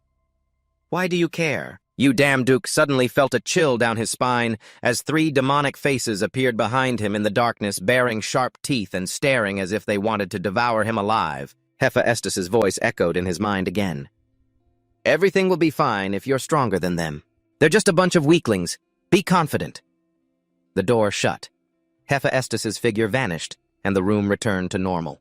Damduk stood frozen in place behind him, a hand holding a hammer, slowly approached. Sweat dripped down Damduk's face, his lips curved into a forced smile, eyes flickering with unease despite trying to appear confident. Haha, didn't we already greet each other? The middle-aged man opposite him had a face etched with fierce lines. Dim light highlighting his pale eyes. Thick brows, furrowed teeth clenched, and shadows covering half his face, making him look even more threatening. Damduk widened his eyes and stared forward in shock. He was horrified to realize the image of receiving the club flashed back, so that guy knew this would happen and still gave him the HQ Queen's Club. Damduk smiled confidently, eyes gleaming with cunning and challenge. Head slightly bowed, voice mocking, "Ha ha! Why don't you shorties calm down a bit?" His expression clearly provocative, lips curled in the red light as if energy surged around his body. He leaned forward, ready to act, face showing confidence and determination, half joking. "I just got a top-tier weapon." Damduk stood straight, firmly gripping the large wooden club, radiating fierce energy in his right hand. "Might hurt you all." His other hand casually slipped into his pocket, ready for battle. Damduk stood still, holding the wooden club face unchanged, still smiling. 4 black gun barrels pointed straight at his chest and head. He tilted his head slightly, a bead of sweat rolling down his tense jawline, eyes squinting. Opposite him, a rough hand with knobby joints slowly lifted a fiery red cigar to lips, its burning tip glowing. The long-bearded man's eyes glowed blood red in the thick darkness, deep wrinkles etched on his cold, indifferent forehead. In the murky darkness, "What have you been doing all this time? Your shift ended a long time ago." Another voice sounded, "Don't be grumpy. Stay a bit longer. I'll share the money with you once I sell this." Hearing the voices, Damduk slowly opened his eyes. What's going on? I'm still alive. In the blurry vision, Damduk saw 2 muscular men facing each other, weak light casting a hazy glow behind their bodies. The red-haired man tied his headband tightly, intently, looking at the strange object the other was holding out with curious eyes. "What's this?" The man across with a thick beard and bulging muscles replied, "This is an item made by the god Hephaestus." Both their eyes lit up. The atmosphere seemed to tense with anticipation. The man with the black beard continued, "I heard this was originally a necklace meant for the goddess Freya. We'll be rich if we sell this bargain." Sweat beaded on Damduk's forehead, anger flaring in his eyes as he gritted his teeth. Ugh! These bastards. Behind him, his hand was tightly tied to a pillar. The tight binding made his wrist turn red. He sat on the floor back against the pillar, his eyes scanning the entire room. 2 men approached and stood in front of Damduk, their eyes full of suspicion. The bald man with a thick beard frowned.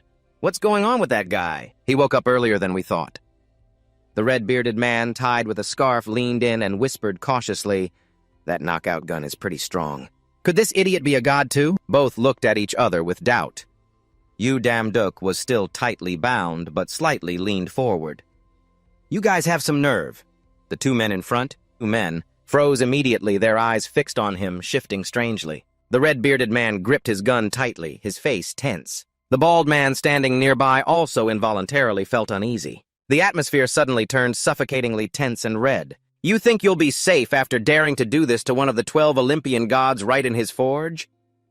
Damduk's eyes blazed brightly in the fiery red darkness, his body still bound, but his aura shaking the space. The 2 men facing him turned pale. The bald man froze, while the red-bearded one stammered and trembled. "Enough with this."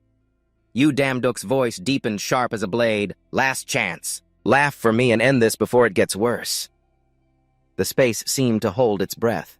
The two men looked at each other, sweat pouring down their faces, trying to stay calm, but their arms visibly shaking. The two men burst out laughing wildly, their laughter echoing throughout the room, lasting as if they just heard the funniest thing ever. One clutched his stomach, eyes watering from laughing too hard. K-kicked, the other threw his head back, hair flying through the air. Ha ha ha ha! The tension stretched like a tight string amid the crazy laughter and a threat being dismissed. Yu Damduk's eyes widened in shock. They spoke with contempt. You think mentioning Hephaestus will scare us? If we were scared, we wouldn't have dared do this in the first place. Kick. Behind them, another ally stretched between racks and forging tools, quietly saying, "Guys, grab the valuable stuff and get ready to leave." In the darkness, and among big stone pillars, the other two replied, "Yeah, got it. I'll give this brat a knockout pill first, then catch up with the others." While they weren't paying attention, Yu Damduk slowly moved, pulling a small knife hidden in his sleeve, cutting his bindings himself. When the other man disappeared, the red-scarfed man holding a gun and the bald, black-haired man turned back to look at Yu Damduk. They really sent such a useless idiot as their staff. Seeing him sitting with his head down looking at the floor, the man next to him became even more smug. "I didn't think it would be this easy either." Yu Damduk lowered his head, his eyes darkening, a slight smirk on his lips. "You will regret this." The burly man with the thick beard in front showed no fear. His cold eyes stared hard at him. The two men laughed. The red-scarfed man mocked, "Crybaby acting, we'll be the ones regretting."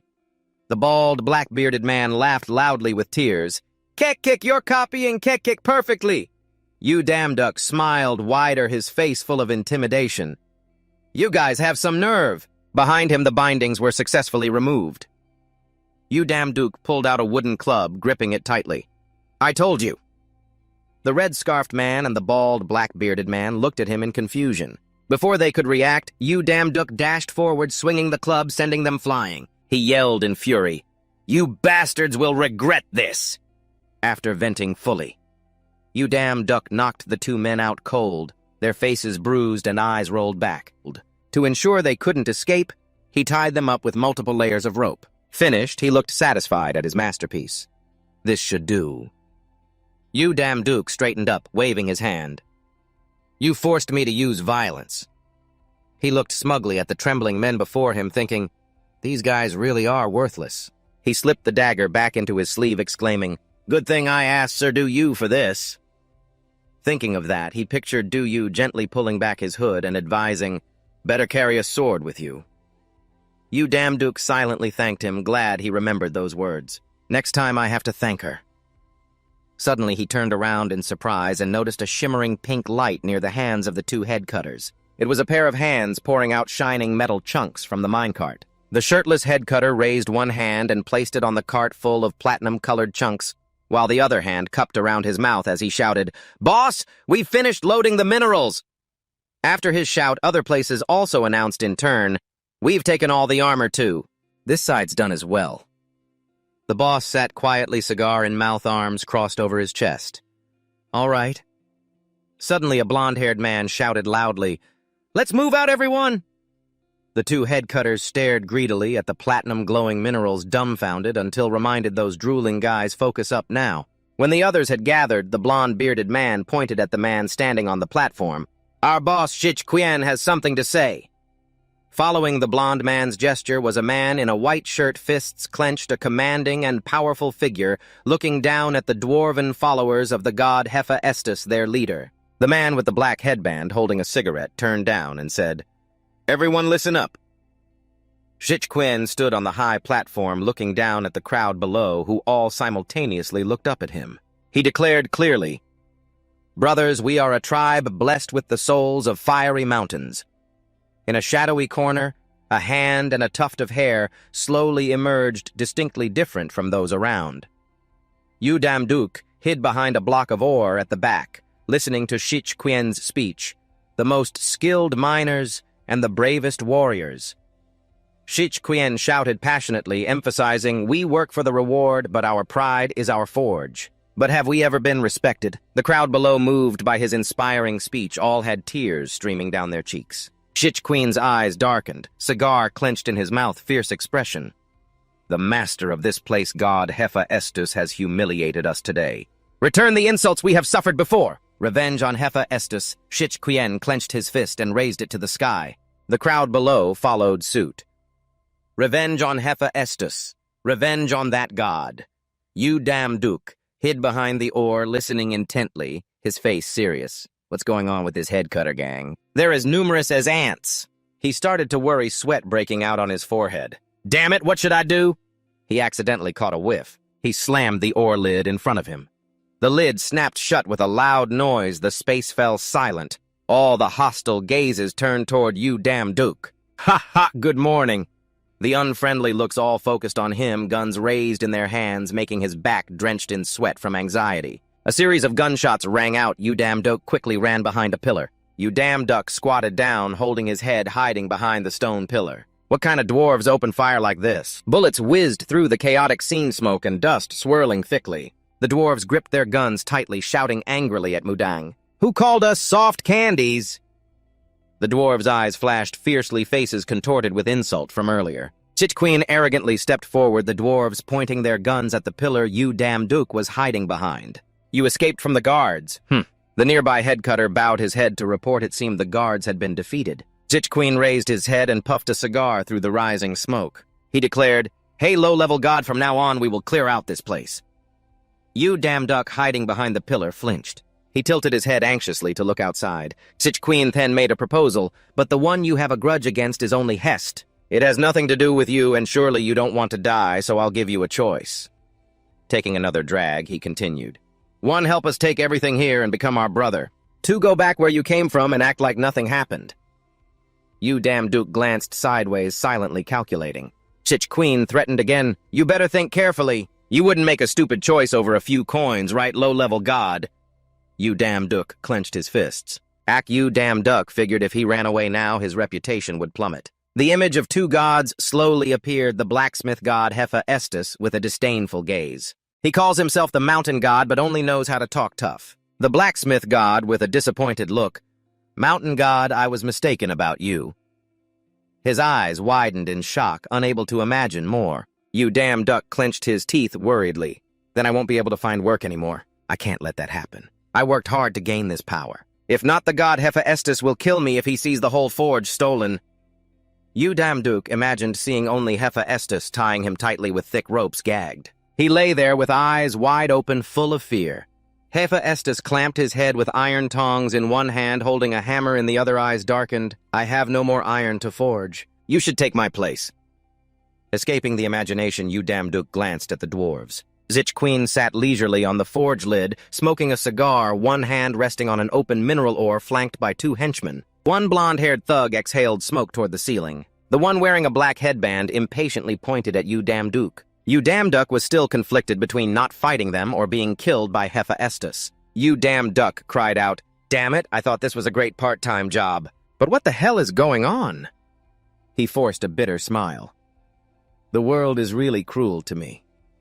Shitch Queen raised an eyebrow, leisurely puffing his cigar. Smoke curled around his face. Shitch Queen held the cigar between his lips, raising his brow, waiting for an answer. Seeing Damduk raise both hands, Mace also raised to show sincerity, stepping out from behind a bullet-ridden pillar. Shitch Queen looked satisfied. All right, you've made a very smart decision. He added, low-level god. Damduk grimaced in discomfort. He kept calling me a low-level god and stuff, which was annoying. Suddenly, Damduk spoke, making Shitch Queen, who had been watching intently, jump. Excuse me, I want to ask something. Aren't you the assistant to the blacksmith god? Why go this far if Hephaestus finds out? Do you think he will let it slide? He lowered his voice, although not sure. Seeing no reaction from Shitch Queen, he continued. The 12 main gods of Olympus, the supreme blacksmith god, Hephaestus. Nothing will happen if he gets angry. After thinking a moment, he added, I don't know either. Feeling the rowdy dwarves whispering, Damduk threatened again. He will burn you alive with his forge fire and throw your bones to the 3-headed Cerberus in hell to gnaw. Pausing, he whispered, Or not.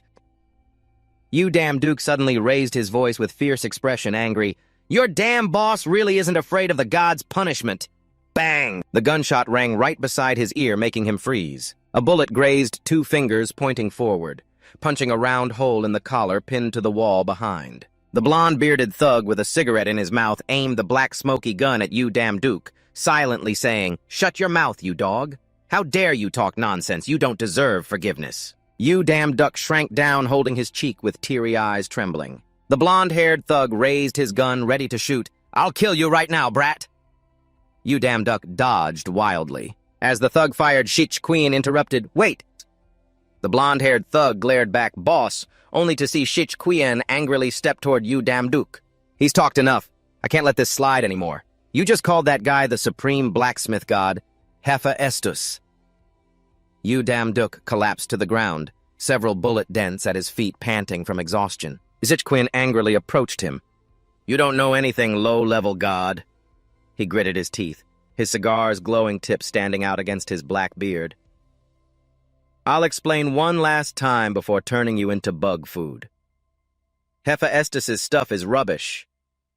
Damduk sat on the ground, eyes wide, surprised, looking up as if he couldn't believe what he heard, involuntarily repeating, "God Hephaestus is rubbish." Damduk astonished, "Hephaestus is rubbish." Queen confirmed, "Yes, though he fits better as a thief." Memories flooded back. Queen began. He recounted a day he came to where we lived and said this. At that time, Queen was shirtless, admiring a freshly made sword. Hephaestus came up praising, "That's an excellent sword." Hephaestus gave a thumbs up, smiling brightly. "Do you want to work with me? I will provide everything you need." End of Red Fist. Cam fans flashback after following that despicable bastard here. We were turned into slaves by him. Damduk opened his mouth in surprise. "Slaves? Did Hephaestus turn you all into slaves?" Image of Hephaestus diligently forging iron. "He pays us full wages. 6-hour workdays, 5 days a week. During free time, we can work on whatever we want." Damduk surprised, "Huh." In Red Fist's memory, he was relaxing, smoking a cigar, while 2 subordinates played cards. The black-bearded man wearing a headscarf laughed loudly, raising his hand to taunt. "You're out of the game. Blonde-beard, you don't accept me holding a gun. Shut your mouth or I'll kick your ass now." Red Fist spoke with resentment. "In a perfect life, where everything is fully provided, we had no idea that it was tearing apart the passionate spirit for our craft."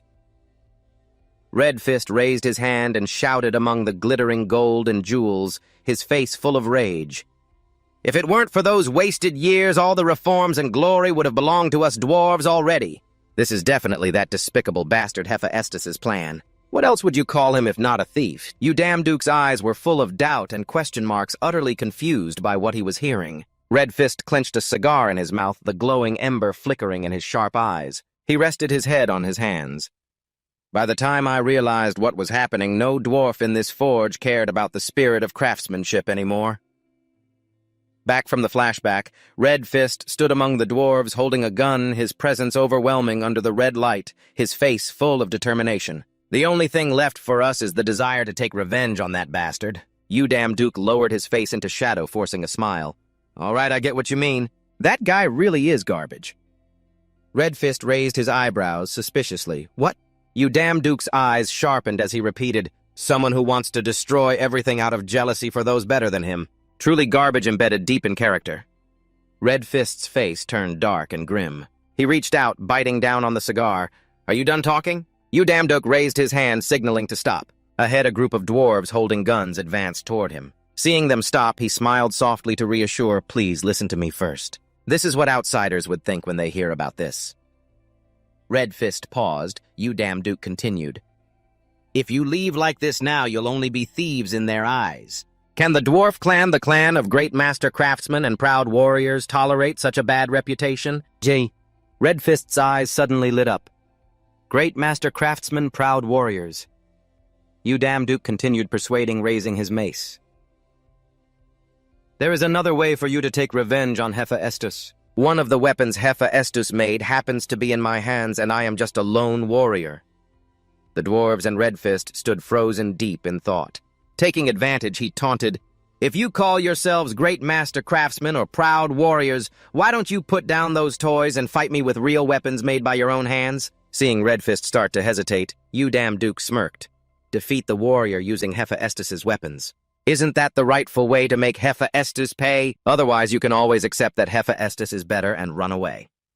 The blonde-bearded man glared coldly, full of anger. He shouted venomously, "You damn dog, you're about to die and you still dare to play tricks!" The blonde-bearded man next to him pulled out a gun aimed at Damduk. "Don't listen to him, boss." He backed away, cautiously startled, mouth wide in shock. Damduk wiped tears and waved his hand. "Why is this happening?" Redfist's dark face vanished as only a bloodshot eye and burning cigar head fled. "Is this the great Red Fist?" The blonde-bearded man hurried to block boss, or Red Fist stood there, cigar burning in his mouth, full of determination. "You sure are talkative." Level low god Damduk ran away happily, knowing the trap was set. The skilled back silhouette of Shich Quien appeared. "Fine, I will fight you, but you must take responsibility for calling yourself a warrior." Shich Quien tightened his grip on the heavy hammer handle. "If you can't hold out long enough for me to prove that our weapon is better." Damduk looked up, eyes filled with regret. "Then it's because of your rude words earlier saying that the short people like us would run away." Shich Quien's eyes were cold and furious. He clenched the giant hammer tightly, standing ready to charge, "And I will smash your bones to dust." He stomped on the ground, leaving a deep dent. Shich Quien raised the hammer high, decisive and powerful, his body like a mountain moving swiftly. The hammer's arc tore through the air, creating sharp waves rushing toward Damduk. Shich Quien shouted angrily, challenging, "If you're good, block this strike." Damduk opened his eyes wide, his face showing tension and caution. His pupils contracted under the pressure of the attack. He put all his strength into swinging the hammer downward. Under the blinding light of the strike, he swung his mace to dodge through the thick dust. Damduk's face showed confusion, eyes wide and dazed. "Crazy." Sweat trickled down his forehead. Then he suddenly turned around, surprised as he saw the large pillar behind him being smashed. Seeing his expression, Shich Quien smirked confidently. "You look surprised, huh?" He stomped forcefully on the stone ground, dust flying everywhere. "So do you think you'd have a chance to win if we dropped our weapons?" Shich Quien raised his hammer high and stood tall, the light casting his elongated shadow seriously on the ground. "Hey, low-class god, but actually I do have a chance." Damduk retorted, causing Shich Quien to open, his eyes in confusion. Damduk's lips curved slightly as if he had predicted this. "Don't be too surprised." He swung his mace quickly toward Shich Quien, a sinister smile on his face. Shich Quien was stunned in place. Only when Damduk nearly struck him did he react. He angrily swung the hammer and spoke nonsense. The hammer slammed hard onto the floor, sending rocks and dirt flying everywhere. Damduk sneered mockingly. "What are you looking at?" "That's just my afterimage." Suddenly, he appeared behind Shich Quien and lifted his mace to strike down. Shich Quien quickly reacted, swinging his hammer to block. Once again, Shich Quien swung into empty air. Damduk appeared below, ready to strike. Shich Quien noticed Damduk frowning. "Not bad." Damduk smiled. "It's still too early to be surprised." As if everything hadn't truly begun, he swung the mace strongly toward Shich Quien. The blonde-haired guy shouted, "Big brother, the guy with the black headband next to us is also surprised." Captain Damduk was shocked when a clear shoe print appeared on his shoulder. Shich Quien laughed proudly. "I told you it was nonsense."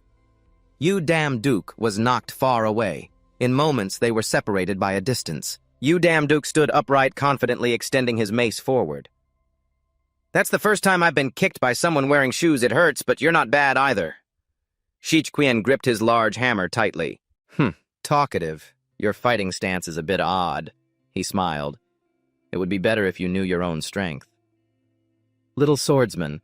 Damduk was surprised. "You can tell just by looking at my stance." He glanced at him. "Even my underlings know I've never seen anyone wield a weapon as skillfully as you." In Shich Quen's eyes, Damduk stood in a deep red shadow, a faint but dignified figure with a terrifying gaze. "Your sword aura is no joke, even I got goosebumps." Shich Quien was excited, tearing part of his torn shirt. "How long has it been since my heart raced like this? Who would have thought I'd meet an equal, maybe even stronger, right here?"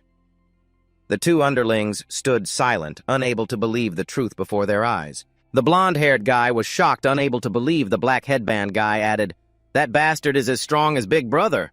Damduk's eyes widened suddenly. Shich Quien spoke, "I sincerely apologize for calling you a low-class god and underestimating you."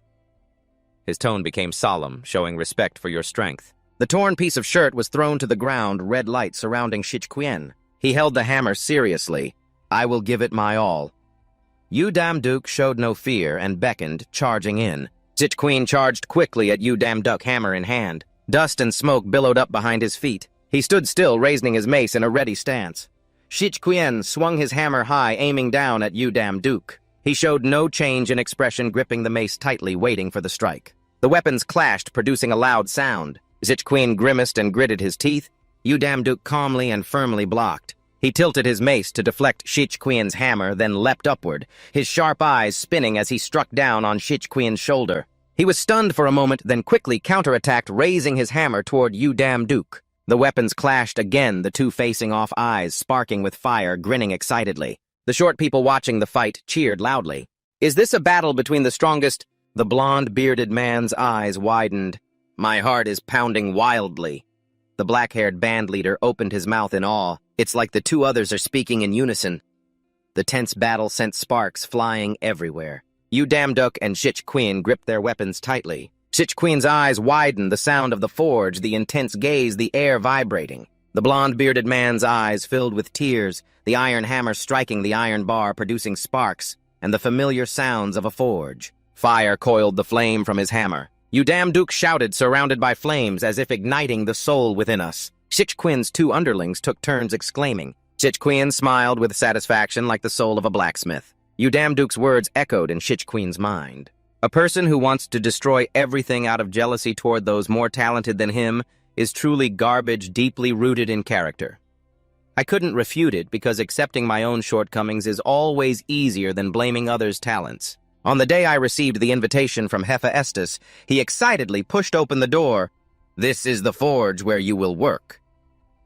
Standing before Hephaestus were the black-haired band leader. Beside him was Shich-Quien, and next to him the blonde-bearded man. The three's eyes were full of amazement and joy. The deep emotions and great ambitions we the frogs at the bottom of the well could only sometimes experience when touching the outside world. Shich-Quien with a canvas bag on his back, eyes full of admiration for the gem-inlaid sword placed on red cloth. It only made us more aware of our own shortcomings. Shich-Quien was in pain, tears streaming as he wiped the ordinary swords scattered in the dark space. Truly a tragic story, everything that happened after leaving that place. Fragmented images, his wrongdoings, slowly flooded back, all a waste of time. The end of the flashback was also when the hammer in Shich-Quien's hand was knocked away by Damduk, falling to the ground. He regretted it, tears rolling down.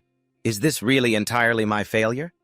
Shich-Quien stood still, smiling with satisfaction, closing his eyes, waiting for Damduk's mace strike. A dazzling golden light shone before Shich-Quien as if ready to swallow him whole. A large hand gently stopped the mace. The blacksmith god Hephaestus appeared between them, his hand blocking Damduk's mace as it rushed toward Shich-Quien's face. He shouted, "Stop immediately!" Damduk looked up in surprise at Hephaestus and questioned, "I haven't been gone long, and everything's already in chaos." Shich-Quien also fell silent, sweat beginning to drip down his face. Hephaestus continued, "I thought I had gone to the wrong place." Hephaestus glared at the two, his voice stern.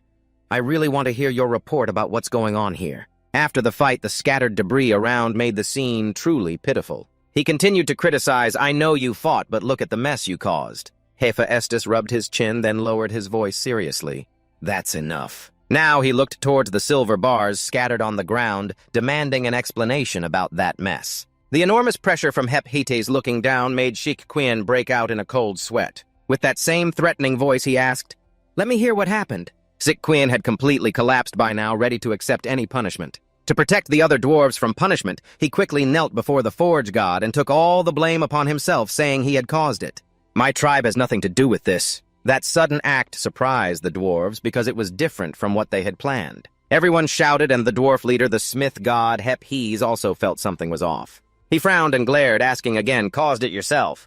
Then may I know the reason Shich-Quien was OVT? I understand I might be punished for this wrong decision of mine. However, your tribe's people are not at fault except for trusting a useless leader." He thought back to the image of the tribe members looking at him like a beacon of truth. When Shich-Quien was about to confess, I was preparing to seize the forge. Before he could finish, Damduk stepped forward to stop him. He gently patted Shich-Quien's shoulder and took all the blame upon himself. "Ah, about that." Damduk stepped forward, scratching his head shyly as he walked. His whole presence radiated main character aura.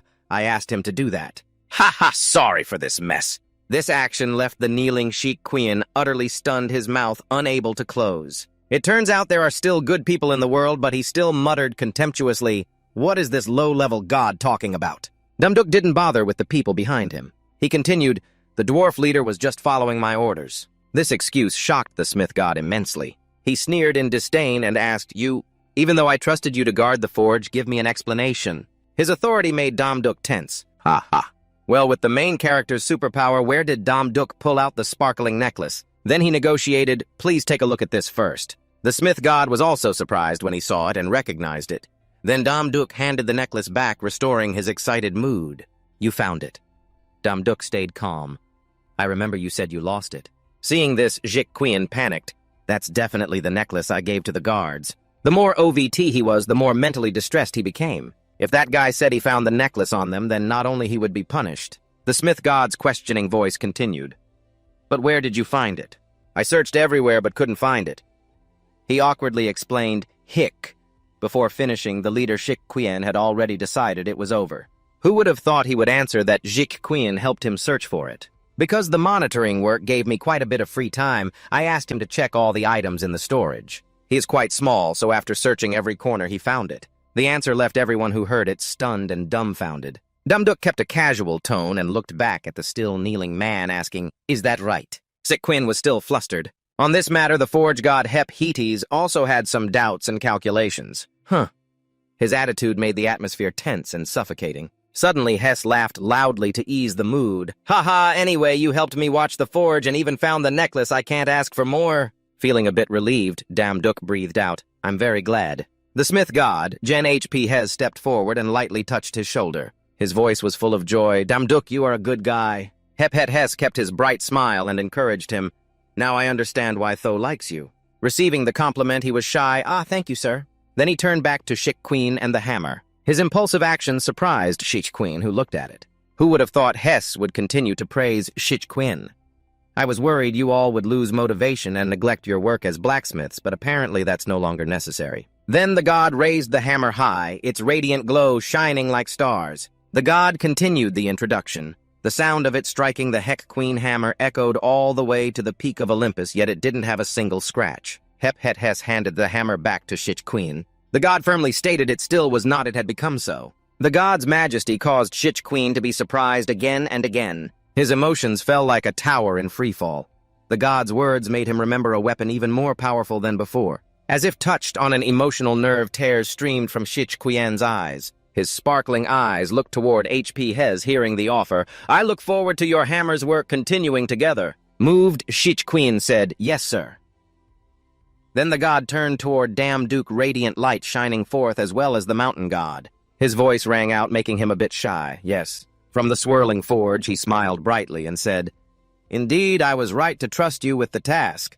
Not only did you manage well, but you also helped me find the transmission cord." Then from the teleportation gate, Hephaestus took out a mysterious box as a blessing reward.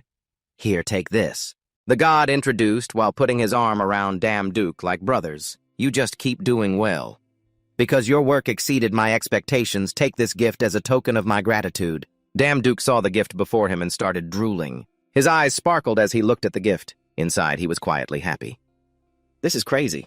This reward for Damduk is just like the one received for completing an SS-ranked mission. I thought I'd only get paid with a hammer. But what is this?" Excitedly, he quickly grabbed the gift before it could be taken back. He eagerly responded, "It would be rude to refuse." He smiled with his mouth wide open and said, "So I will gladly accept it. Thank you very much." But as he opened the box, the smile on his face quickly vanished. Now he realized what was inside the box, wasn't it? Just a small monster. Seeing his slight disappointment, the blacksmith god hurried to explain, "You fool, look again." Damduk still looked sad as he stared at the gift. "It's a fox cub. It's cute, but you gave me a pet, which is a bit..." HP Hez then hugged the white fox. The god's smile was a bit disdainful as he looked at him. "So you don't want it." Then the blacksmith god whispered some ancient runes to the fox. That made the fox understand. It immediately transformed into a shimmering silver sword full of power. While Damduk was still unclear on the situation, the blacksmith god sighed regretfully. "What a pity. Why wouldn't you want something like this? Damn. Duke, still puzzled, hesitantly, asked, "It can transform into a sword?" Hephaestus grinned slyly. His eyes narrowed mischievously. He answered, "Not just a sword." You know, the god continued explaining the fox's uses. Whether sword, scythe, or spear, this is the essence of weaponry. It can transform into any weapon in the universe as long as it's the same size as this little guy. In other words, this little guy is as precious as the goddess's treasure. After the transformation and weapon introduction, the fox turned back into Hes's arm. The blacksmith god then showed a mocking smile. Along with the fox, they both laughed arrogantly. It's so amazing, yet what a shame. Without wasting more words, the blacksmith god turned his back and left. The fox even waved goodbye to him. "Since you don't need it, I can't force you. I'll give it to the dwarves then." Having realized the fox's value, Damduk quickly changed his attitude like flipping a rice paper. He immediately approached the blacksmith god, speaking flatteringly. "How could I refuse a gift from the god?" Meanwhile, Hephaestus already knew the outcome. He wasn't very surprised. "Didn't you say you didn't want it? Have you changed your mind?" Damduk now started racking his brain to come up with a new excuse. "No, I only refused once out of courtesy," Thungai, saying that he quickly knelt down and rubbed the fox's head to win its favor. "I will take good care of it." He gently held the fox in his hands, gazing at it. Hey, so beautiful. The more he looked at this white fox, the more enchanted he felt. "Because you are white and very soft. All right, from today on, I will call you Snow White." The fox seemed very pleased and joyfully licked his face. "Ha, you like it, don't you?" Suddenly, the forge god reached out his arm. He cast a spell on the fox. "O treasure of the moon goddess Selene, I transfer ownership of Moon Fox to you." Immediately after the incantation, Damduk saw the fox return to him. He asked the forge god, "Did it succeed?" The god happily replied, "Of course. Now it belongs to you, and I will give you the concoction I kept in the warehouse." Finished the forge. God smiled brightly and said goodbye to him. "I have other matters to attend to, so farewell here." The god carefully reminded, "Be careful on your way back." Meanwhile, Damduk smiled happily. "Thank you for your concern." A little later, after gathering the things he liked, the forge god opened the gate for Damduk to return. Suddenly, Shitqueen stepped forward and called out to him. "Good thing you haven't left yet." Long filled with worry, he wanted an explanation. "Why did you help us? You also know we plan to eliminate you. If you got in our way, you would clearly be used once and discarded. So why?" He ignored those complaints. He replied, "I know right." As he spoke, he recalled the past. "I see the resemblance between us. My former self and you all." The answer was enough to surprise Shitqueen as well. "Similar, that's the main reason." Damduk didn't linger long. He walked toward the gate. "If there's anything you want, rest assured I won't ask for anything." He still lingered a bit, turning back to look at Shitqueen. "After all, don't we live by helping each other?" His words became more profound, like life lessons. And if it were Lord Hes, he might have noticed from the start, but chose to overlook it. Finishing his words, he also stepped through the teleportation gate. "So goodbye, I'm off." At that moment, old Shitqueen kept remembering the name Damduk. He was gone. The old man quickly bowed respectfully on behalf of the entire tribe. "I thank you. Although the stain on our clan's name cannot be erased, I hope one day I can wipe it away by returning this favor. Once again, sincere thanks to you." Then, under the forge god's guidance, they happily returned to work with full enthusiasm. "Now we will work through the night, don't stop hammering to keep the heat up." Scene shifts to the bustling streets on Earth where skyscrapers shine with sparkling lights. Damduk was dragging a heavy sack. Now the place he stopped by was the hunter's general store. He excitedly exclaimed, "Let's make some money." The man's name was JB, 37 years old. Since youth, he had worked in this field as a hunter manager. An image appeared of a man in a stylish suit holding a glass of red wine. He stood by the window gazing at the stars, and just last week he became the CEO of the largest hunter's store in the country. His face showed great satisfaction as he drank. In a joyful mood, JBN muttered, "Since gaining the top position in the country, he should leave his past behind and start living elegantly like other nobles. He always adjusts his outfit. His tie is crooked now. He can't let himself appear untidy in front of others." His disdainful expression accompanied the thought. They say a person's status shapes their character, and with the position he holds now, he should be treated with the utmost elegance. Around him echoed the sounds, "Sorry, apologies." But reality at this moment was far from that. Someone called him, making JB in even more furious. Why, here in the sacred place I established, it turned out to be Damduk in a miserable state. After returning from work, he carried a pile of stuff on his shoulders along with Snow White the fox. I came to sell some stuff. Glancing at his appearance, JB judged that a beggar like him dared to step in here. The more JB looked, the more he questioned whether this beggar was really a hunter. His pet was tiny and he didn't have a single piece of armor on him. After observing the customer for a while, JB sneered, I know what's going on here. This happens quite often. A bunch of fools deluding themselves into thinking they're hunters picking up scraps from an empty dungeon to sell. However, that was just his inner thought because he still had to entertain this customer. Yes, welcome to the hunter's office. I will guide you. Please follow this way.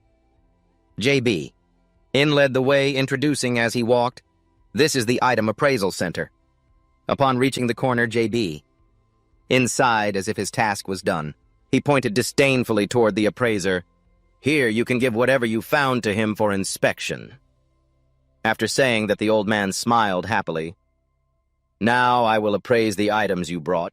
The sack that Damduk carried was finally opened.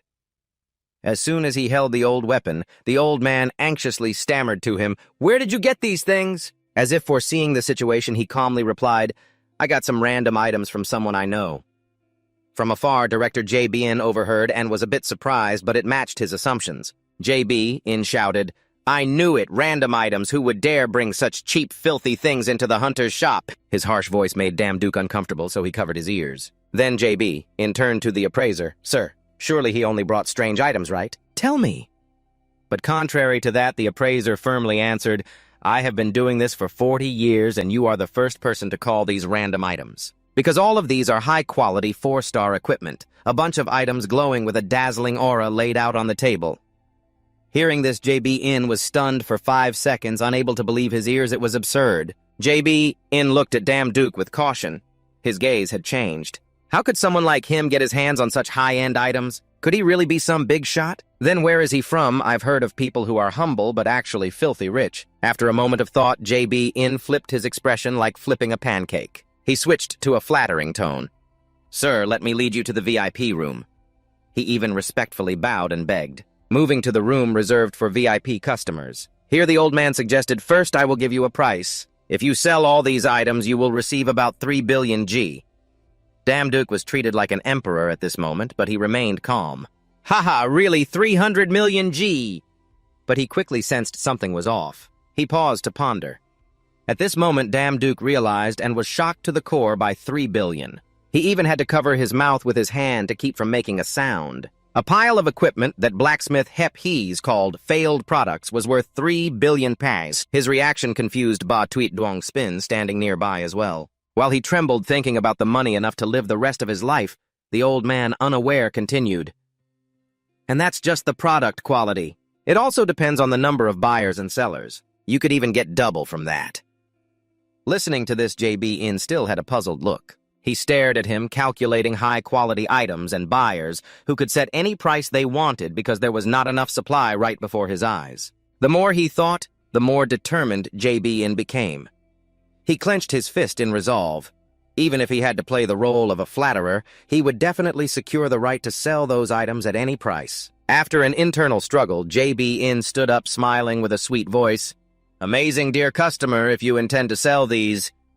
But before he could finish, he was interrupted. Damduk spoke up. This made JB stunned and frozen, unable to close his mouth. What? Damduk regained his authority, eyes half closed, affirming, I will sell all of it. Hearing this made JB secretly delighted, dancing with joy. An angel, he is the angel sent to the mortal world. With this, my promotion path could go even further. Suddenly, once again, Damduk made him freeze because he said, but I don't intend to sell here. I have never seen anyone guide customers while keeping their hands in their pockets. Contrary to the initial introduction, there was now a difference. His name is JBN, 37 years old, former director of the Hunter's Office. He was the first person to lose the top position within 1 week of taking office. After a while, Damduk went to another store to sell his items. The staff respectfully bowed to him, thanking Thuong Nhai. Open the notebook. Damduk looked at the numbers showing the money he just received, his hands trembling. In his heart, he hoped this was not a dream. As he walked, he was moved to tears because the amount in his account was so large he couldn't even count all the digits. He thought to himself, now that I have money in my account, how many digits are behind it? But then he carefully reconsidered. Even the people here seemed surprised by him, though not as surprised as the hunters from the guild. Could it be because I'm dressed so sloppily? If so, that makes sense, since I've been struggling everywhere all day today. At that moment, his attention was caught by a clothing store glittering with lights from inside the window. Damduk smiled happily, thinking to himself, good, since I've earned so much money, I'll reward myself with a gift for working hard, and tomorrow I'll go straight to my mother looking like a good son. The scene shifts to the next day outside his mother's hospital room number 331. Inside the room, his mother called his name in surprise. Son, it's been a long time since you visited me, making me a little worried and a bit thin. It's been a while since you came, hasn't it? But this time you came with gifts which startled her. What's with all these gifts you brought for me? At that moment, the auntie patient nearby came over holding the TV remote and said, oh dear, sometimes you have to watch TV to keep up with the news. The news broadcast said, you Damduk who swept through the dungeon maze is rated by experts as having top talent in this country. However, he is currently not affiliated with any guild. The auntie patient next to her continued praising, everyone is going crazy over your son. He's really becoming famous. The auntie kept admiring Damduk's talent. According to reporters, Duk swept the dungeon with his own talent. When receiving the praise, Damduk shyly scratched his head and smiled lightly, replying, ha ha! I didn't even complete the dungeon alone. The auntie patient took the chance to ask, ah, such a humble boy, can I have your autograph before you leave? Lying in her hospital bed hearing this surprised his mother. An autograph. My son is talented, she stammered, unable to close her mouth. Seeing his mother so surprised, Damduk awkwardly explained, I only recently realized my talent. In his thoughts, he also quietly acknowledged it wasn't everything. He looked at his mother gently and explained, this all happened so suddenly, so I don't really know what happened. Before he could finish, suddenly, his mother leaned down onto the table, causing him to panic and shout, Mom! Fortunately, she was just trying to hide her emotions. His mother was truly happy. Tears of happiness streamed down her cheeks. This action made Damduk confused, not understanding what was happening to his mother. Mom, why are you crying? The auntie patient next to her still sobbed, covering her face. How wonderful it is! Damduk then realized his mother had always blamed herself because he had no talent at all. The TV continued reporting, we return with new news about the dungeon reporter surrounding Hunter Nam Gung Duk. Everyone is very curious about this new hunter because of the rumors. Who is he? The old man replied cautiously without hesitation. I can't give details, but he's the best hunter I know. Of course he's extremely strong as a swordsman, but he's also incredibly agile. And without him, we probably wouldn't have finished that dungeon by now. While his mother listened to the news, she was surprised and wanted to confirm, oh my God, is he talking about you? Damduk stood nearby, shielding his eyes with his hand. He was very embarrassed by the praise, Mr. Duke, that's a bit much. But immediately he started thinking, no, this could be an opportunity. He sank into thought. The more famous I become, the more divine power I get, and then I can take on more part-time jobs. I've already chosen some pretty good part-time jobs. The system continuously showed notifications of divine power increasing based on reputation. Job recruitment. Eliminate lost souls on Eden Hill. Divine power required 100,000. The recruiter promised a reward of a golden apple. The golden apple symbolizes the immortality of the gods, especially as a reward for work on Eden Hill. That apple could... The image appeared of a golden apple glowing with vibrant colors. Damduk stood watching his mother, who was joyfully proud, and he quietly thought it might even cure his mother's cancer. Suddenly on TV, the host announced breaking news. A portal has just opened in Jin City at Gwangjido. Everyone has been immediately notified to evacuate at this moment. The screen showed a time rift with thick black smoke swirling around it. Seeing this, Bai Tiet, who was usually proud, now frightened, looked for a place to hide. The mother standing beside saw Bai Tiet snuggling into his shirt and asked in surprise, oh my, isn't that your scarf? Seeing Chao Trang trembling, she worriedly asked, what's wrong, Bai Tiet? He instinctively touched his ear, and the black energy affected him so that Damduk's eyes could see strange scenes among the galaxies outside Earth's atmosphere. That haunting image made him confused and doubtful. He held his head, wondering, "What is that?" The news continued. The association has requested help from some guilds because this portal is different from previous dungeons. It doesn't allow anyone in, but only lets monsters rush out. Watching this news, Damduk's headache worsened as he tried to reason about the hallucination he just witnessed. The broadcast ended, and he quickly left, saying, "Bye, Mom, I have to go." "Goodbye, son." His mother was reluctant to let him go. "Are you really leaving now? Why not stay a little longer?" But she was stopped by a friend, probably because he was very busy. "I told her that he's famous already." At the portal, countless killer monsters rushed out cold-bloodedly attacking the civilians. The hunters were preparing to fight. The captain shouted loudly, "This is the third wave, everyone get ready, bring the wounded to the back quickly." Then on the cliff above, a figure appeared, none other than Damduk with Bai Tuyet. Their arrival signaled the start of a new battle. Looking down from above, he gently realized this was where the portal was. Below, countless soldiers were struggling to fight the bloodthirsty monsters. Damduk's eyes burned with determination with the white fox Bai Tuet on his shoulder, both charging into battle fiercely. "Let's go."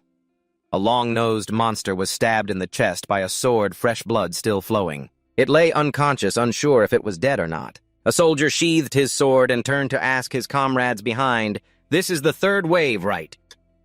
The commander did nothing but gestured and kept instructing, "Everyone take a short break before the next wave hits. Reporters are here, so remember to behave properly." A low-ranking soldier was confused when he heard falling rocks looking up. Damduk's silhouette reflected in his eyes, but he couldn't clearly see his face. "What's that? Is that a human?" He noticed something unusual and ran back hastily to report. "Sir." The captain angrily grabbed his collar and questioned, "Who allowed you to leave the formation? Didn't you hear the announcement that reporters are here? Fool." Although scared of being scolded, he still pointed shakily toward where he just ran, stammering, "But sir, look up there, up there." The captain followed the direction of his finger, furrowed his brow, confused, and asked, "What is that?" "You're posing cool looking at them talking over there." The low-ranking soldier, when asked, gave his guess, "I think that's a civilian." The captain stood stunned, frozen for a few seconds. "Oh, a civilian in the restricted area." He scratched his head and replied, "Yes, sir." Suddenly angry, he grabbed the other's chin tightly, gritting his teeth and glaring, "Then what the hell are you doing here?" The other immediately pointed and shouted orders, "Go catch him and bring him here." He hurriedly ran off, replying, "Yes, sir." Nearby reporters saw this scene. A man curiously asked, "What's going on?" The woman next to him, who had been observing, replied, "It seems a civilian has gotten lost here." The commander was stunned that the reporters had quickly caught the information. The reporter turned and covered his mouth with his hand, whispering to the girl next to him, "But I heard the team leader this time is quite capable." The girl reporter took out a notebook and casually replied, "Yeah, yet he still can't control civilians from entering the restricted area." He voiced his suspicion, or did he sneak up there through the back door? The girl agreed, smiling excitedly. "I think that will make an interesting article." The commander's face darkened with anger. He immediately stormed off, ignoring the hat thrown aside, clicking his tongue. "Useless bastards!" He ran behind the mountain, grumbling irritably. "My teammates get to enter the dungeon while I alone was caught here. That's crazy enough. I better get promoted soon." He activated speed style, gaining momentum to run up the mountain peak. His destination was exactly where you were standing. You gasped at the scene, saying, "Oh." He was already out of breath when he reached the peak. One hand on his hip, the other rubbing his spiky hair, complaining, "Damn it, why does everything have to fall on me?" After regaining his breath, he turned to you with a questioning look. "That's enough. Don't you know this is a restricted area?" He ordered, "Get out now, you can go somewhere else to film videos for YouTube." He watched your stunned expression, silent and speechless, smiling smugly inside. "Look at this bastard, he's frozen after seeing a real 3-star hunter. Look at how terrified he is." He started babbling nonstop again. "I get that you're scared standing in front of a 3-star hunter, but it's fine if you want an autograph or an interview, I can help you." You were exasperated by his overconfidence, rejecting everything he said. "I have business here, so give me some time." You ignored him and turned to talk to White Snow, asking, "He's famous, huh?" He was the first to be looked down on by you like this, angrily grabbing your hand to pull you back. "Hey, did you just ignore me?" He pulled your hand, refusing to let you go. Annoyed, you turned to ask, "What's wrong with you?" He cursed you silently. Is this bastard messing with me? He looked up to the sky, covering his face with his hand, laughing bitterly and blaming the heavens. Now even some nobody dares to look down on me, relying on the weak pet at their side. You must be an unknown hunter trying to get famous. But you should know your place if you don't. I won't hesitate to teach you a lesson. White Snow on your shoulder couldn't stand it, grinding her teeth, wanting to immediately rush forward and scratch his face to pieces. As soon as he finished speaking, he immediately raised his fist to strike you, but you just tilted your body to easily dodge, skillfully, then smoothly raised your leg to trip him, causing him to lose balance and fall forward. Poor guy, right in front of him was a cliff. He screamed in fear, almost falling immediately. At that moment, you casually grabbed his hand back. The two of you held on to each other's hands. You quickly apologized. Are you okay? Sorry, I didn't mean to. However, should a 3-star hunter throw punches so recklessly, he was quite surprised by your answer. His face changing from dark to pale, angrily cursing. Bastard, you just got lucky. Do you know who I am, you bastard? You used your power to easily pull him up, leaving him stunned for a few seconds. You turned around, raising both hands in surrender. Wait, it's fine if you want to keep fighting me, but is this okay with you? I think people are watching. Below, everyone was noisily discussing. Why so noisy? A reporter's voice rang out. Are they fighting up there? Get a close-up shot. He had endured humiliation after humiliation until now. His gaze was sharp as a knife, gritting his teeth and shouting, Bastard, you did it on purpose! The reporter standing below looked up, puzzled. Hey, the reporter filming beside you recognized you and said, Yes, that's him. The one who conquered the Labyrinth Dungeon with the Multi-Objective Monster Hunter Guild. The one who conquered the Maze Dungeon with the Monster Hunter Association Damduk. Recently, he suddenly became famous. He was shocked when he heard the conversation from below, sweating cold. What that bastard is Damduk, the best hunter even Gung Duk has to acknowledge. Standing high above, hands in his pockets, he smirked. We've caught their attention. Then he waved at the screaming reporters. Hey, reporters, get a good shot because you're about to get some good news. After speaking, he put his hands back in his pockets, turned to him with a cold tone. By the way, what did you say just now? Some nobody looking down on you telling me to teach you a lesson with a beating. He was named, panicked, and crouched down, no longer arrogant like before, stammering incoherently. I mean, you emphasized each word wide-eyed, watching how a nobody could make him sweat nervously. The reporters were still observing the situation above, while he still hadn't processed what you just said. Wait, what do you mean?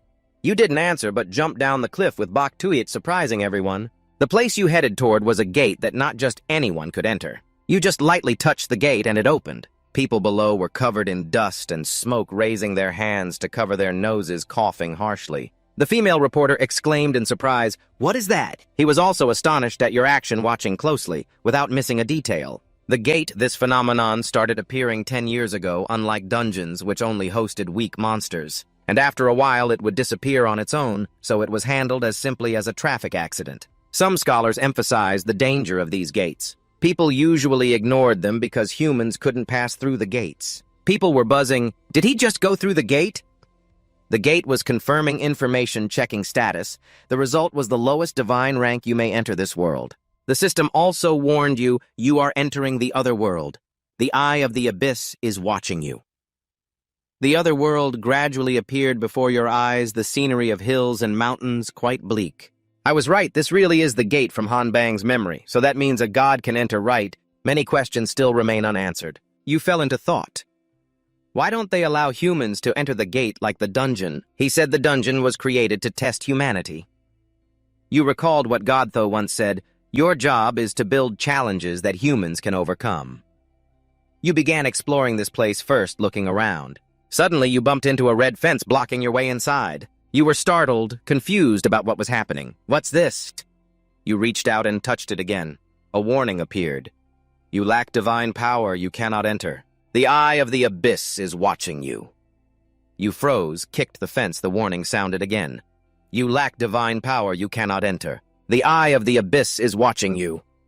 You still refused to give up and charged into the fence. The warning rang out loudly. You lack divine power, you cannot enter. The eye of the abyss, it is watching you. Over and over, you slammed into it. The warning kept sounding. You lack divine power, you cannot enter. The eye of the abyss is watching you. You shouted in frustration. Damn divine power, how am I supposed to get out without it? After smashing around, you lay down on the ground, throwing a tantrum. After a while of causing trouble with no effect, you sat cross-legged, arms crossed, looking defiant, angrily, analyzing. All right, looks like I have no other choice. You stood up quickly. Then your goal was clear. Your face was sly as you instructed Bak Tuyet, stay close. Bak Tuyet, you turned toward a nearby dark cave. I saw this place when I arrived, but I wasn't ready to go in yet. You looked into the pitch-black cave with its uneven path and made your decision. Well, then let's go meet them, the owners of this gate. You kept walking, but still hadn't found the end, exhausted, panting heavily. The sounds of monsters howled intermittently. Some time passed, you had defeated many low-level monsters, but still hadn't encountered their boss, venting anger on the defeated monster lying motionless on the rock. Where did so many of you even come from? He was frustrated with this endless wandering, thinking he could quickly take them out if he killed the boss like in other dungeons. But he didn't even have a single lead. Something was different from the dungeon. Maybe the monsters there were programmed to fight like machines. But these ones seemed to have their own consciousness. He spotted a monster still alive, running desperately to escape. He had to admit pretty fast. He touched the nearby stone wall.